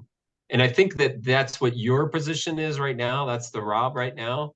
And that's the one that we want to pay for, like continually, like keep the lights on. Like that's the one that needs to have the most security. Okay. Here's a point, because this goes back to my idea about back to the idea about the effort and the suffering. The effort, like the suffering, it's not necessarily just doing the work. It's about like, well, will I be able to do this work? How much will I be paid for this work? It's just like factor all that out. But the person that needs to suffer the least is this keep the lights on person. Like we need to have a minimum, like what is the minimum to where this person can keep up with the cadence of HSC? That means like answer the emails, keep all the accounts in line, make sure that, you just make sure the trains are running on time in a bare minimum way. They're not doing a skill share. They're not doing, even business development, like they're not like, not going out there and looking for strategic partnerships. It's just in a hibernation, just like a forest goes into hibernation. It's just like our winter time. It's like the winter time sort of thing. But we need to keep those, those roots going so that in the springtime, when, when it takes off, when there's like a new thing or when some opportunity happens, like that's the one that needs to basically fire up all the other ones. Ooh, ooh, ooh. It's the generationship model. Like this is the person that's like watching over all the pods, to like wake up the strategic partnership crew, But this guy, I'm trying to think of this character I had, but anyway, it's the I yeah uh, yeah Yeah, keep lights on. I had a okay, so this idea of like who goes into the circle, like if it could be more of like a game or like it's treated lightly. It's just like, oh, hey, we're going to rotate around the circles. We're volunteering. You get the opportunity to see what it's like to be, the Skillshare circle. And that a big part of it is it's not that it's your role, because then it's sort of like, oh, you've got to take it from somebody and this, and there's resentment, and oh, this is mine or whatever. But it becomes like a really important thing to document and create to where it can be easily handed off. So it's like an onboarding and offboarding, so that like the flexibility of like going, from circle to circle, so that there's a commonness and like communal ownership. Like I don't own the marketing, I don't own the sort, because there's like the tensions and stuff. Um, yeah. Yeah, I think about it, and it's weird because like the word like that comes into my mind is like we're using ownership in a different way. The word that comes in, because this happens like with SOPs or with like a circle. I mean, I call it a lead, but somebody does actually like, I think somebody, like it's good if somebody is like has ownership of it. In a way, because they're the ones like, right. So you have documentation, right? So you have, oh, okay, this is the Skillshare circle, right? And I'm taking ownership, meaning I'm like creating the SOPs and the document. I'm logging everything, but with the idea that that for somebody else to come in and take over, kind of just that like ownership role, and maybe it's it just needs a little qualifier, and I wrote it down in the doc. There's probably a better name for it. Yeah. For now. And I know, I mean, it does. There's everything's hot button. Everything is a trigger word, but the whole idea of that you can take ownership for now, because I do like the team of ownership. That means it's like, for instance, in this project management, they call it a project owner in the agile framework. And that just means it's like you're taking responsibility. You're on the hook, or like you have something to lose when, and I think that stakeholders, it's just like you have skin in the game, or you've got, you're incentivized to do it. And however that incentive works, but you've accepted the responsibility. I guess what I'm kind of want to get to is like the idea of like taking responsibility and letting it go. One, practicing that and just saying, oh, I can take it on and I can let it go. Like it would be cool to just say, oh yeah, we who are here, we're randomly going to assign circle leads for the week, and then we're going to have a work session, a hackathon, but we're going to make a commitment to work on it a few hours. We're just going to see what it is, and we'll try to like flesh out, see like, okay, we'll say we needed to spin up the healing circle.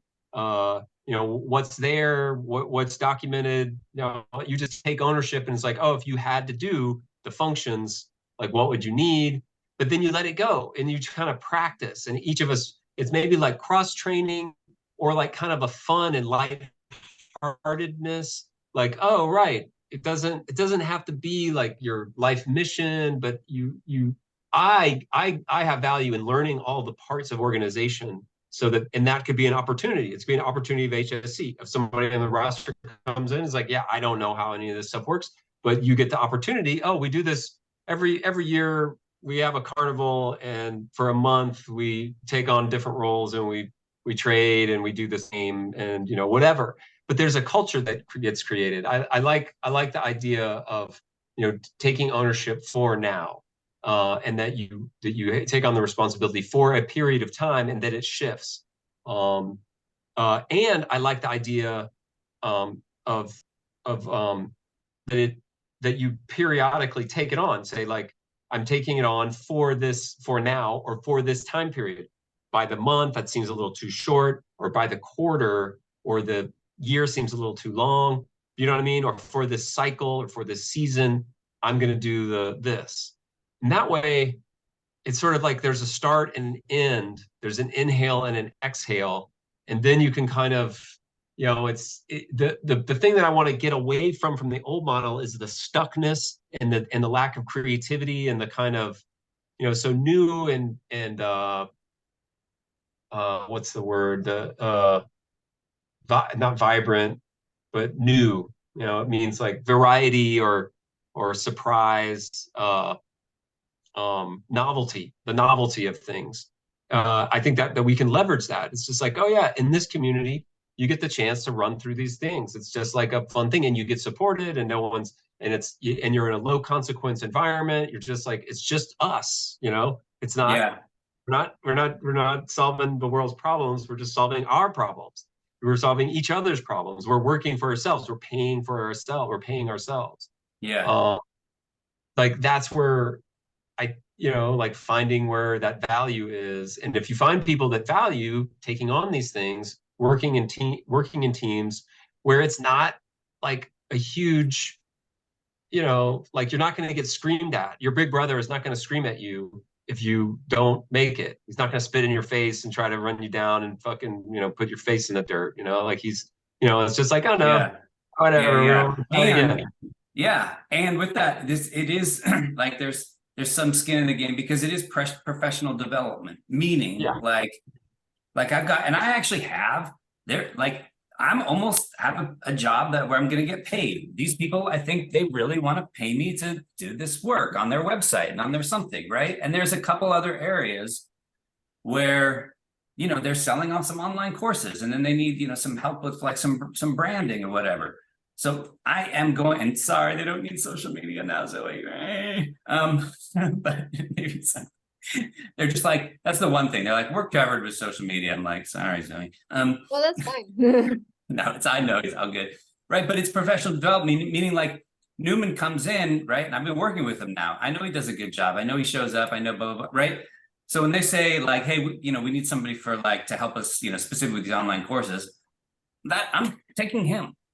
I'm going to be like, hey, do you want, right? And I worked with Nyla on this branding and whatever, and they might, like, so I'm going there first. Right. And you mentioned that in the document. It's just like, this is like Fiverr, but you vetted, and you can work with the people beforehand. And in this case, it's the collaboration, race to the bottom, avoiding, where us as service providers can work together and sort of see how people work. But then if you can imagine like a client partner comes in and just like attends a meeting or attends a Skillshare or some event, we have a speaker, and then you're like, oh, you can see how people interact, or they watch the videos. There's tons of videos of us all like talking and how we interact when we're not being like fully, monitored, or in our Sunday best, like, oh, I'm at an interview, and it's like, no, this is how I fucking am, it's a very reputational way of presenting yourself. And I'm at the zone where I don't want to work for someone that doesn't know me in an authentic way. I think that's the trick. It's just like, yes, you want to be the whole person. Doesn't mean that you're always this way, but you just see what I'm saying. Whole people is what, because otherwise, just fucking around, Because who you are is going to come out eventually, at some point anyway. So exactly. So yeah. And there's one other thing I want to say, and then maybe make some space for Zoe if she has anything to bring in. But I think that I really, because like for me, after we sort of like, finish this up, and even today, I'd love to be like, okay, well, where do we start? Like, who's doing what? And I think that there's this keep the lights on person. I mean, I love that. I think that's really like, oh yeah, that has to start. Like, who's like Like Yeah. what needs to be done, you know, but the way that I'm thinking about it, you know, I'm trying to transition away from thinking about it as a keep the lights on, you know, person, you know, but rather what are the keep the lights on like roles, you know, right? So then who are the keep the lights on persons, you know, like like I think that's a good thing to move away from. And actually it feels a lot, right? Because I'm like, that was part of my thing. I'm like, you know, I don't mind being right. Like I don't mind doing all the facilitation, but you know, I hit the reality that I'm like, oh shit, like I can't, you know, not now.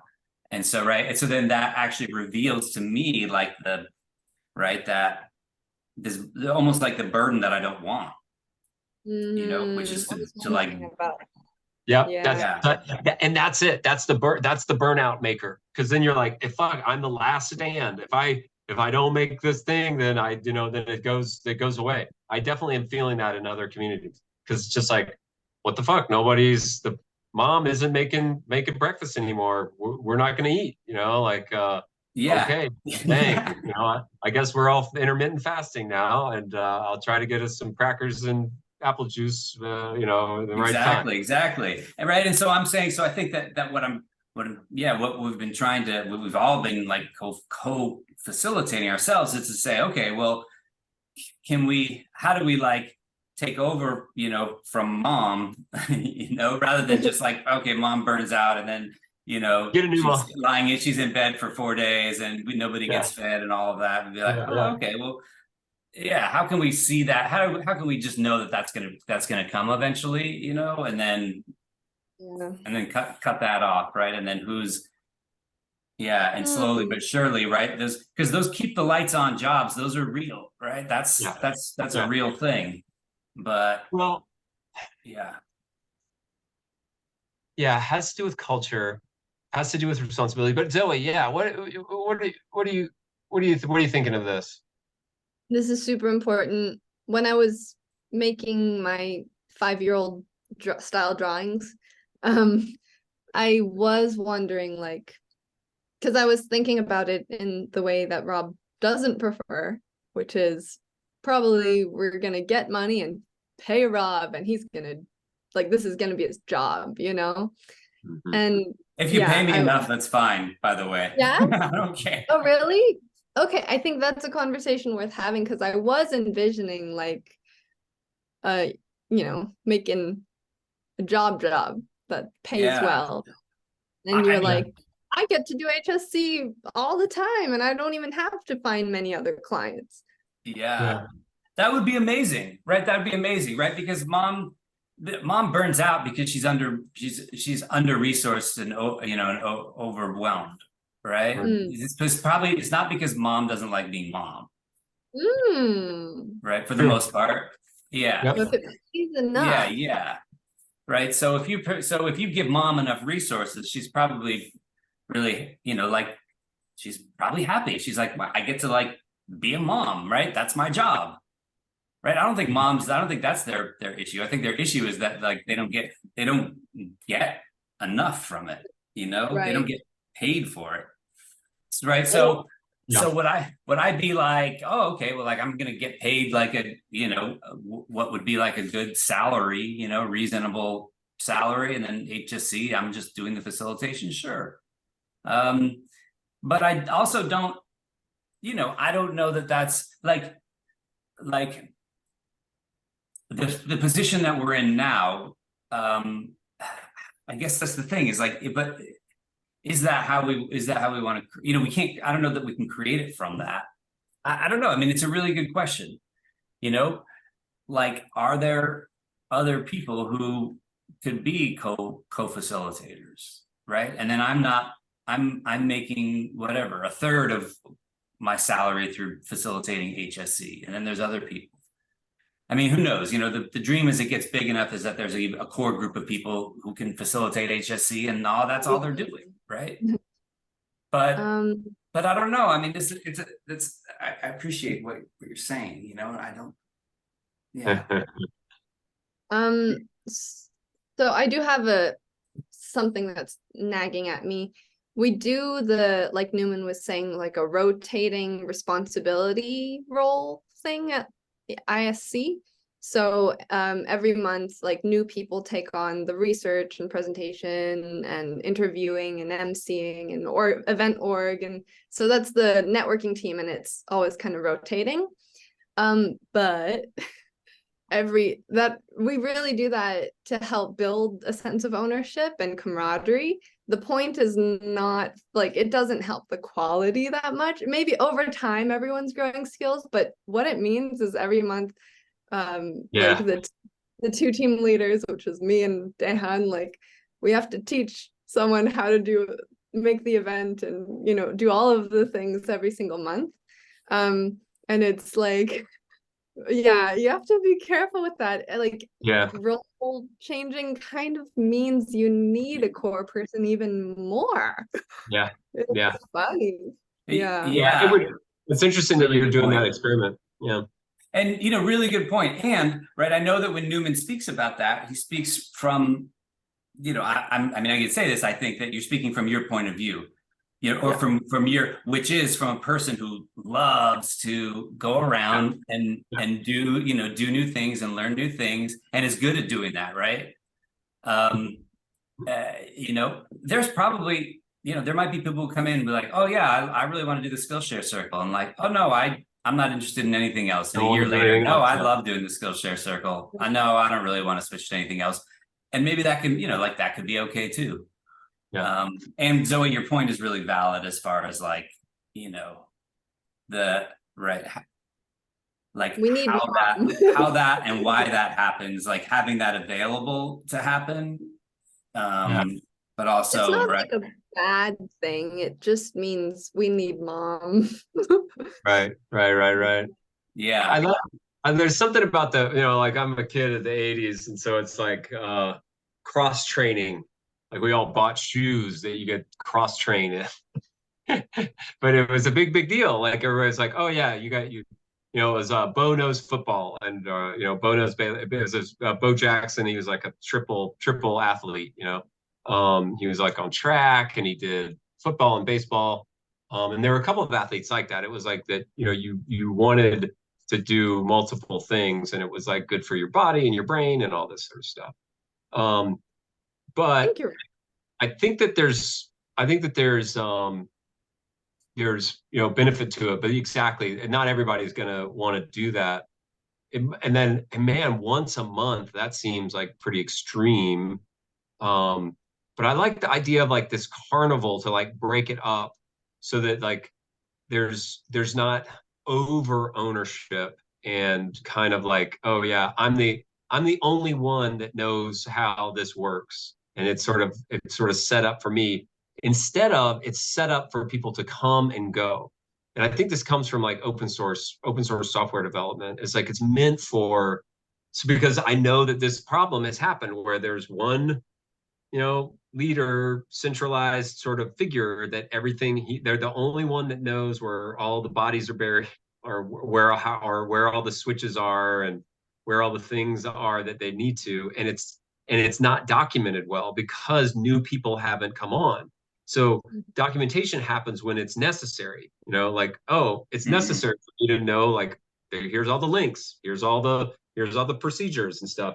And you're like, you could, you know, this is kind of like a comical sort of thing where like the new sergeant comes in, the new officer comes in, and he gets out the SOPs, and you're like, man, this is 20 years old. Like, who wrote this? You know, like nobody, you know. So I think that way of cross training or moving it around, it sort of enlivens and then we kind of have empathy. It was like, oh wow, I didn't know this is what lead generation was. I knew that's really cool. Or you know, but the thing is it'd be great to like find the people. I always say this. It's like, I had no idea I was a breatharian this whole time. I've been eating food and I didn't need to. And that all I need, you know, like I had no idea that I really loved to be the healing circle. And that actually is something I'm like, oh, I want to try to run like healing circles, you know, like I want to try that on. And then, but it's sort of, it needs permission. You need permission to fail. You need a consequence-free environment, a learning organization, such that people can come in and say, oh yeah, we're, you know, it's really cool. Like, I'm just thinking of like what the value is. Yeah. And I think that I can keep talking about this, like forever. I do want to mind the time. And, depending on that and how much, time everybody has left, like if you, right, and again, this value to me, I keep using that word as a segue, is where do we go, from here today, right? So like it seems like at least, right now there's 3 people who like this idea, who seem, committed to it, at the level that, sort of we're talking about. And right, so where do we go today? Oh, and I think that, right, the value piece is like, I think that kind of speaks to it. I think like the value and the need, right? Because I think that if we let the purpose and we let the value, and now even more so probably the value, both of them, having the purpose always in mind, but if we let like the value lead, then that can actually tell us like where where we walk away from today, and who's doing what, and who's who's wants to do this, be in this role or this circle, or because like that, I think that like if we let that the value that people, or the value or the need of the people who are here, right, which right now we're the customers, so the value or the need of the customers dictate it, that can answer a lot of these questions, right? Meaning like people, like 80% of people might be like, yeah, I really want to like learn a lot of different skills, and so I want to go in, I want to take over roles, and it's like, okay, well then that's something that really needs to get developed, or maybe, like nobody, like me and Newman are the only ones who ever want to switch, then it's like, oh, okay, well, we develop that less, so right, and the value of the people who are here is like, so who, like, what are we needing now? Like, okay, so like there's the 3 of us, we have this thing, we think it's viable. What do we need? Do we just need to start with like keeping the lights on, and then who does that, or is somebody like, what, I just have like a big urge to like, start like a Skillshare, like to figure out how to do a Skillshare. Yeah, then that's sort of like, I don't know, there's this way, I think it's coming through now. You can all, I don't know, tell me what you think of this, but there's this way of like, we're letting the value and the need drive what it is that we do, then that might help then feed the value that we are actually, offering to people. I think that's great. As a matter of fact, it's key point number 3 in the S3 organizational design, which means that it's needs centric, and this is what they say about the needs centric. You're all like, oh, we knew that this was it. No, they say that getting started with this technique is really quite simple. You identify and prioritize your areas of greatest need and begin with the most important needs first. Select one or more of the patterns that you can use to help meet those needs. So, I think that it's a great decentralized sort of technique of figuring out what your needs are, prioritizing those needs, and then working from that needs thing. I think being needs centric could be a key component of what HSC is. Like, what are we needing? I think that, and then it's funny because then you're like, okay, well, do we need onboarding? Do we need facilitation and running meetings? Do we need do we need fiat money? Like, do we need, like, what is it that what are those needs? And I think that that's sort of where it's interesting. This might take us on a little bit of a weird train, because I think that what we're all feeling is the need for fiat money, and we need to be able to like kind of, keep, sort of like get out and get our thing, but not like totally, not totally extinguish the light of HSC, meaning that if we need money, like, it kind of, you can't volunteer if you don't have any time or you're burning out. It's not fun. It's not fun for you, the volunteer person, or volunteering for the people, the people that you're volunteering with, right? So it's like, that might be a thing, like that might be the need. Money. But then to answer more practically, like I need to get these reports written for the project management thing. Like I've already figured out that I want to do a social media campaign project with another organization. Inside Project Catalyst, one of the groups that I'm doing inside of Project Catalyst. So I want to like make a content calendar and schedule some tweets. I want to get some approval systems going. So I was just like, oh, okay, this is not two birds with one stone. It's two shovels, two ice cream cones with one or something. It's where I could kind of like double the value. Because so that's sort of where my needs are. What about you? Interesting. Yeah. Yeah, Zoe? Feed two birds with one scone. Yeah, there it is. Two birds with one scone. I love it. Yeah, that's great. Nice to hear what you're working on and all of that too. Yeah. So since last week, a few days after we met, I prayed, and the next day I got more hours from Eric, my boss. So 5 extra paid hours a week, which is awesome for me. I'm really happy about that. So my mind has been so much less chaotic since then. I just feel a lot better, and yeah, I feel like things are looking up. Maybe the prayer helped, who knows? Yeah, like anyway, so yeah, going back to this whole idea of need, I love it. I love thinking about what HSC needs and then what each of us individually need. And yeah, I guess I hate saying this, but like I'm definitely kind of in HSC for the fiat. That's like what it's all about, the fiat and the camaraderie. Like working and growing alongside people is awesome, and I would pay for that. So if there is a membership, I would be involved in paying for the membership, as long as we, don't ever decrease on. I hope to see increases in the programs, not decreases. I would really benefit from some help with physical activity. I feel like I'm mentally and physically super, like the least fit I've ever been, because I'm in this room all the time.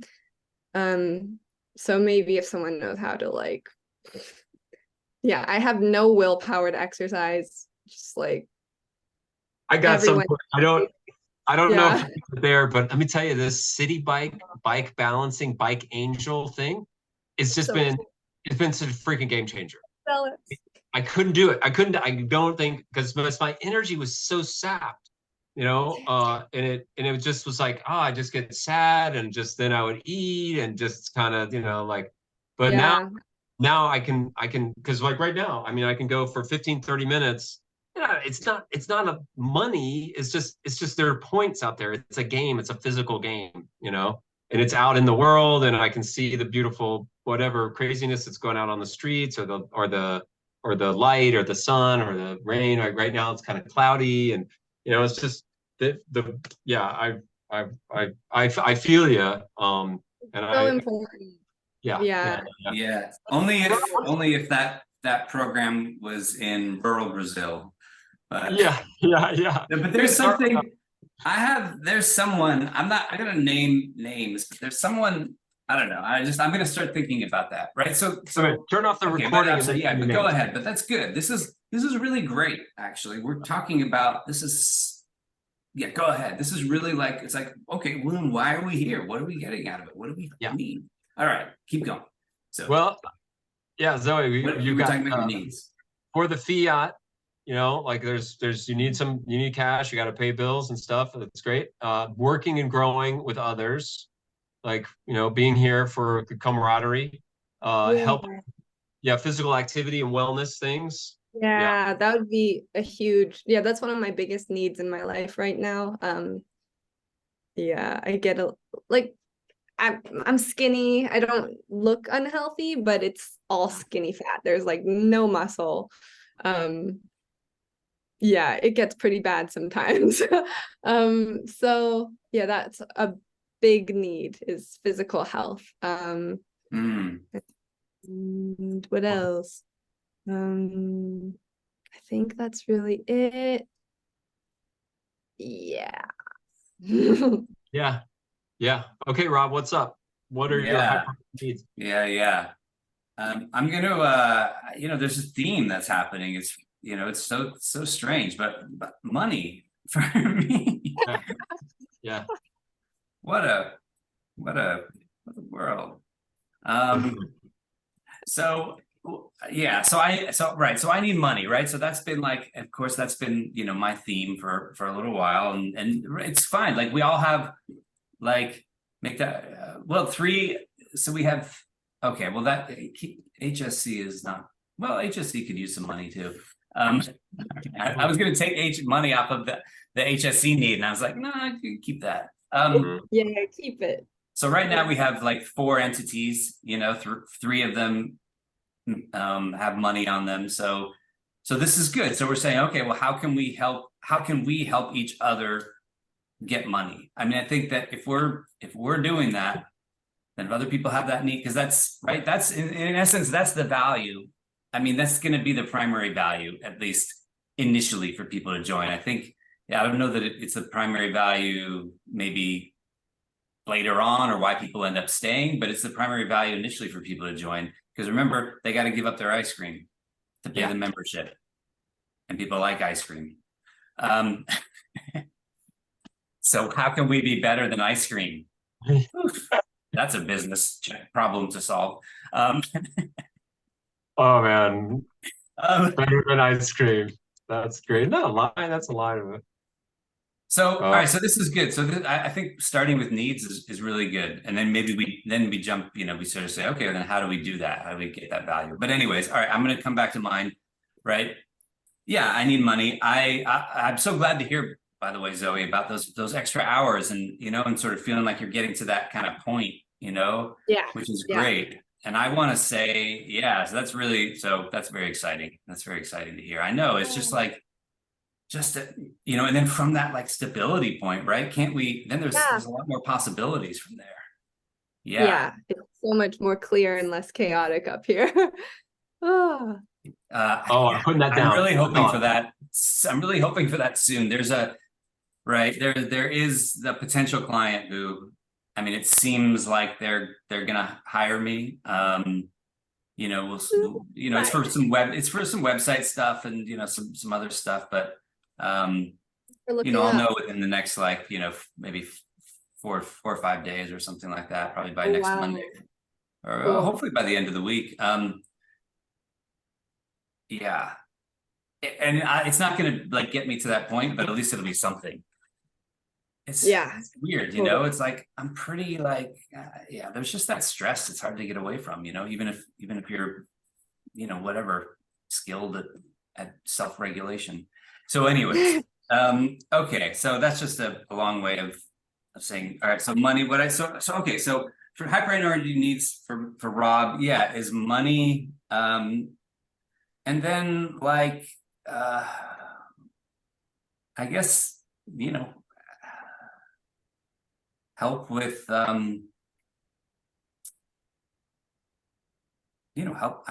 with HSC, help with HSC management. I don't know, what do I need? That's a good question.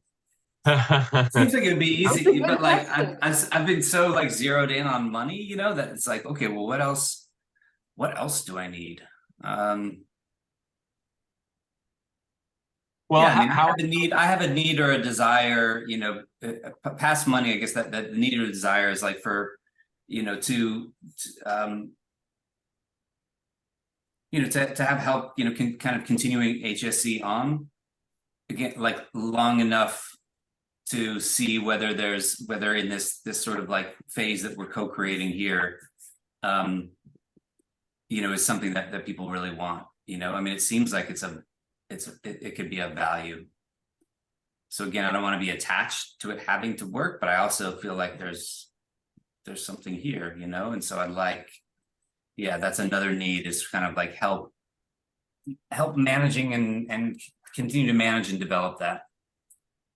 HSC. Yeah, HSC. Yeah. So I think, I think there's all the other. This might help you with these are the 6 parts of the wellness wheel, and they talk about like breaking down needs or activities in these groupings. So there's occupational, physical, social, intellectual, spiritual, environmental. They don't have. No, I think I took some off because there's definitely a financial in there. So money would be financial. Maybe that's occupational. Yeah. Cool. But what about? Did you have something? You were doing something with your finger. Yeah. Did you? Yeah, thinking with my finger. Oh, okay. All right, I got you. I could share it, but I think after the wellness wheel, maybe. Yeah, I mean, it's just one way, and I think that would be a tool, like that could be a tool inside of the circle for like there's links and tools and resources and all these type of things that have a value when you join. You pay $10 a month, and this is what you trade an ice cream, $4.50 every month. One ice cream, you just have to give up one ice cream, one coffee, one thing, and this is what you get. You get access to these tools and these things. But yeah, and I love like just even to have someone genuinely ask you what are your needs is like worthwhile. Yeah. In this space, and that's sort of in that healing. That's in that sort of healing space, right? So that could almost be nice. worth $10. Go ahead, Zoe. Sorry, I was talking over you. I didn't hear what you said. Oh, I just said that. I said actually having somebody ask what your needs are and then listening when you tell them could almost be worth $10 right there. Yeah, it's such a good feeling. That's great. Love it. Yeah. Okay.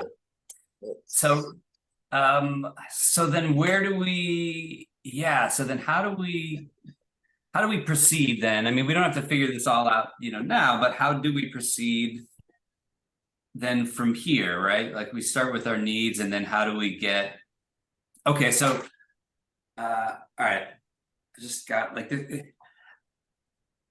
So, I mean, this is a good exercise. So it feels like what the next step on the exercise might be, if we want to keep going, is to say, and then what is the value that, how can HSC then provide the value for that? How can then HSC help you meet those needs? Right. And then, so doing this exercise, knowing that we are the customers and we are the providers as well. HSC can help with every one of these wellness wheel topics, I think, right? Totally. I think and I think we could go through that and come up with a lot of ideas, and I think that I was thinking about like starting with our current needs, and then what can we do, right? We who are here. Okay. But if you want to take it another direction, then that's, if you're like, oh, let's figure out all the different like wellness ways. But I think I am trying to sort of think about, okay, well, what are our action steps? What do we take away, from this week? And my brain might be at the maximum. I don't know what it is. I put out a lot of wattage in these meetings. I think that, I don't know, it's something about the dynamic, especially you know, like just no, all the dynamic when Natalie and Jeffrey and Basil and you know, like when the big crew, when it's a small crew like this, but I just put out a lot and it's like I fall off the shelf at some point. I might have to wrap up. Sounds I'll good. get, you know, I get the same way, you know, which is Yeah. like, I'm there, like my capacity sort of like drops off, you know, like quickly. Yeah, yeah. It And so does. yeah, so I get it. And then it's just like, all right. Yeah. I feel like I'm useless most of the day, and I do my work, and then after my work or a meeting, I'm just useless. Yeah. Oh, Yeah. yeah, man. Yeah. I'm gonna put that down Interesting. actually as one of my needs. Yeah. Well, we have been going, this is like big stuff, and we have been going for two and a Yeah, half this is hours. So let's like congratulate ourselves, you know, for yeah, this that. was amazing. Yeah. Really impressive stuff, y'all. We're Yeah. learning how to work in a decentralized way. I mean, I do think that that's that learning together part. And I do feel like we're in it together. Now that's a real nice thing.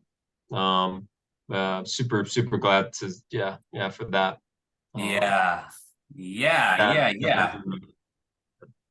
Me Very too. cool. I know. Yeah. Like that. Yeah. I think it just, that's what we're trying to do, to work that way. And I think we, you know, this is good. We could be onto something here, meaning like we're getting value, you know, we're getting value from this. And there's not even like really all that much set up, right? But we are the target audience and we're getting a lot of value. So then right. how do we, All right. you know, and so then I think, yeah, we can leave it there, you know, closing thoughts, but like, maybe we just need to, the three of us need to process through this, you know, and Yeah. just be like, all right, okay, well now we got there. Now what is the value? What can we do? Yeah, probably just a lot to probably time to just stop and process. Sounds good. Yeah. I I'll definitely am do getting it. ideas. Yeah. Sorry. No, that's good. That's good. All Yeah, right. All yeah. right. Well, thanks everybody. Um, yeah, we'll see you on the Discord. We'll see you next week. Yeah, I will. My mom is coming to town. Uh, Ah, yeah, mom's coming to New York City on Sunday. We're taking her to the museum, Cool. and she's gonna go. Seems like there's one other thing that we've got planned, but yeah. So it should be pretty fun, and that'll be next Tuesday. So I'm gonna have a little bit of, but I might be able to check in on a mobile type of situation. I'm not exactly certain where we're gonna be on Tuesday. Oh, it's like 4th of July. It's 4th of July next Tuesday. oh, Oh yeah, it's coming up soon. Yeah, Next next Tuesday. Tuesday. Yeah, that probably is right. Wow. God. Okay. Yeah. My birthday's Saturday. Oh, Ooh, nice. party. Party, big party time. All right. That sounds cool, man. Okay, Yeah. cool. Yeah. Well, Cool. happy birthday and have fun with your mom. Yeah, have fun with your mom. Thanks. Sounds very good. Are you gonna do anything for your birthday, Rob? Yeah, I'm gonna go. Actually, where I'm living now, they live like really close. It's a long time friend of mine. And their birthday is July 2nd. So it's fun. Our birthdays touch. So we just call it, it's like our birthday, you know? Touching each other. Cute. So I think we're gonna, with weather permitting, we're gonna go out and like get out and kayak, you know, for the day, and then maybe do, you That's know, awesome. barbecuing or whatever later on. And Damn. I'm actually gonna like leave the house, you know, and not just for my Yes. walk. Yeah. Right. Get it. Get it. Get Yeah. out. Yeah. I could use it. A little nature. So Yeah. So that'd be good. I know it's fun. This is a good year for us, right? Because July's 1st is the first is Saturday, and then July 2nd is Sunday. So like, you know. Yeah, 2 days off, 2 weekend days. Perfect. Yeah, the weekend days. It's good. So, yeah.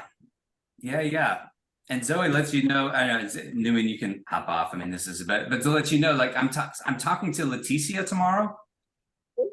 Cool. Right. And Leticia, there's another person I've been talking with as well. Like there's actually two of these people who are fitting this, like, hey, I really, you know, want to like have something to give. I want to be an entrepreneur and I don't have enough money, you know, to like actually hire you.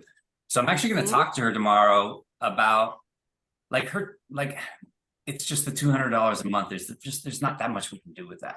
Right. But I'm going to talk to her tomorrow about this. I'm going to be like, hey, what do you think? You know?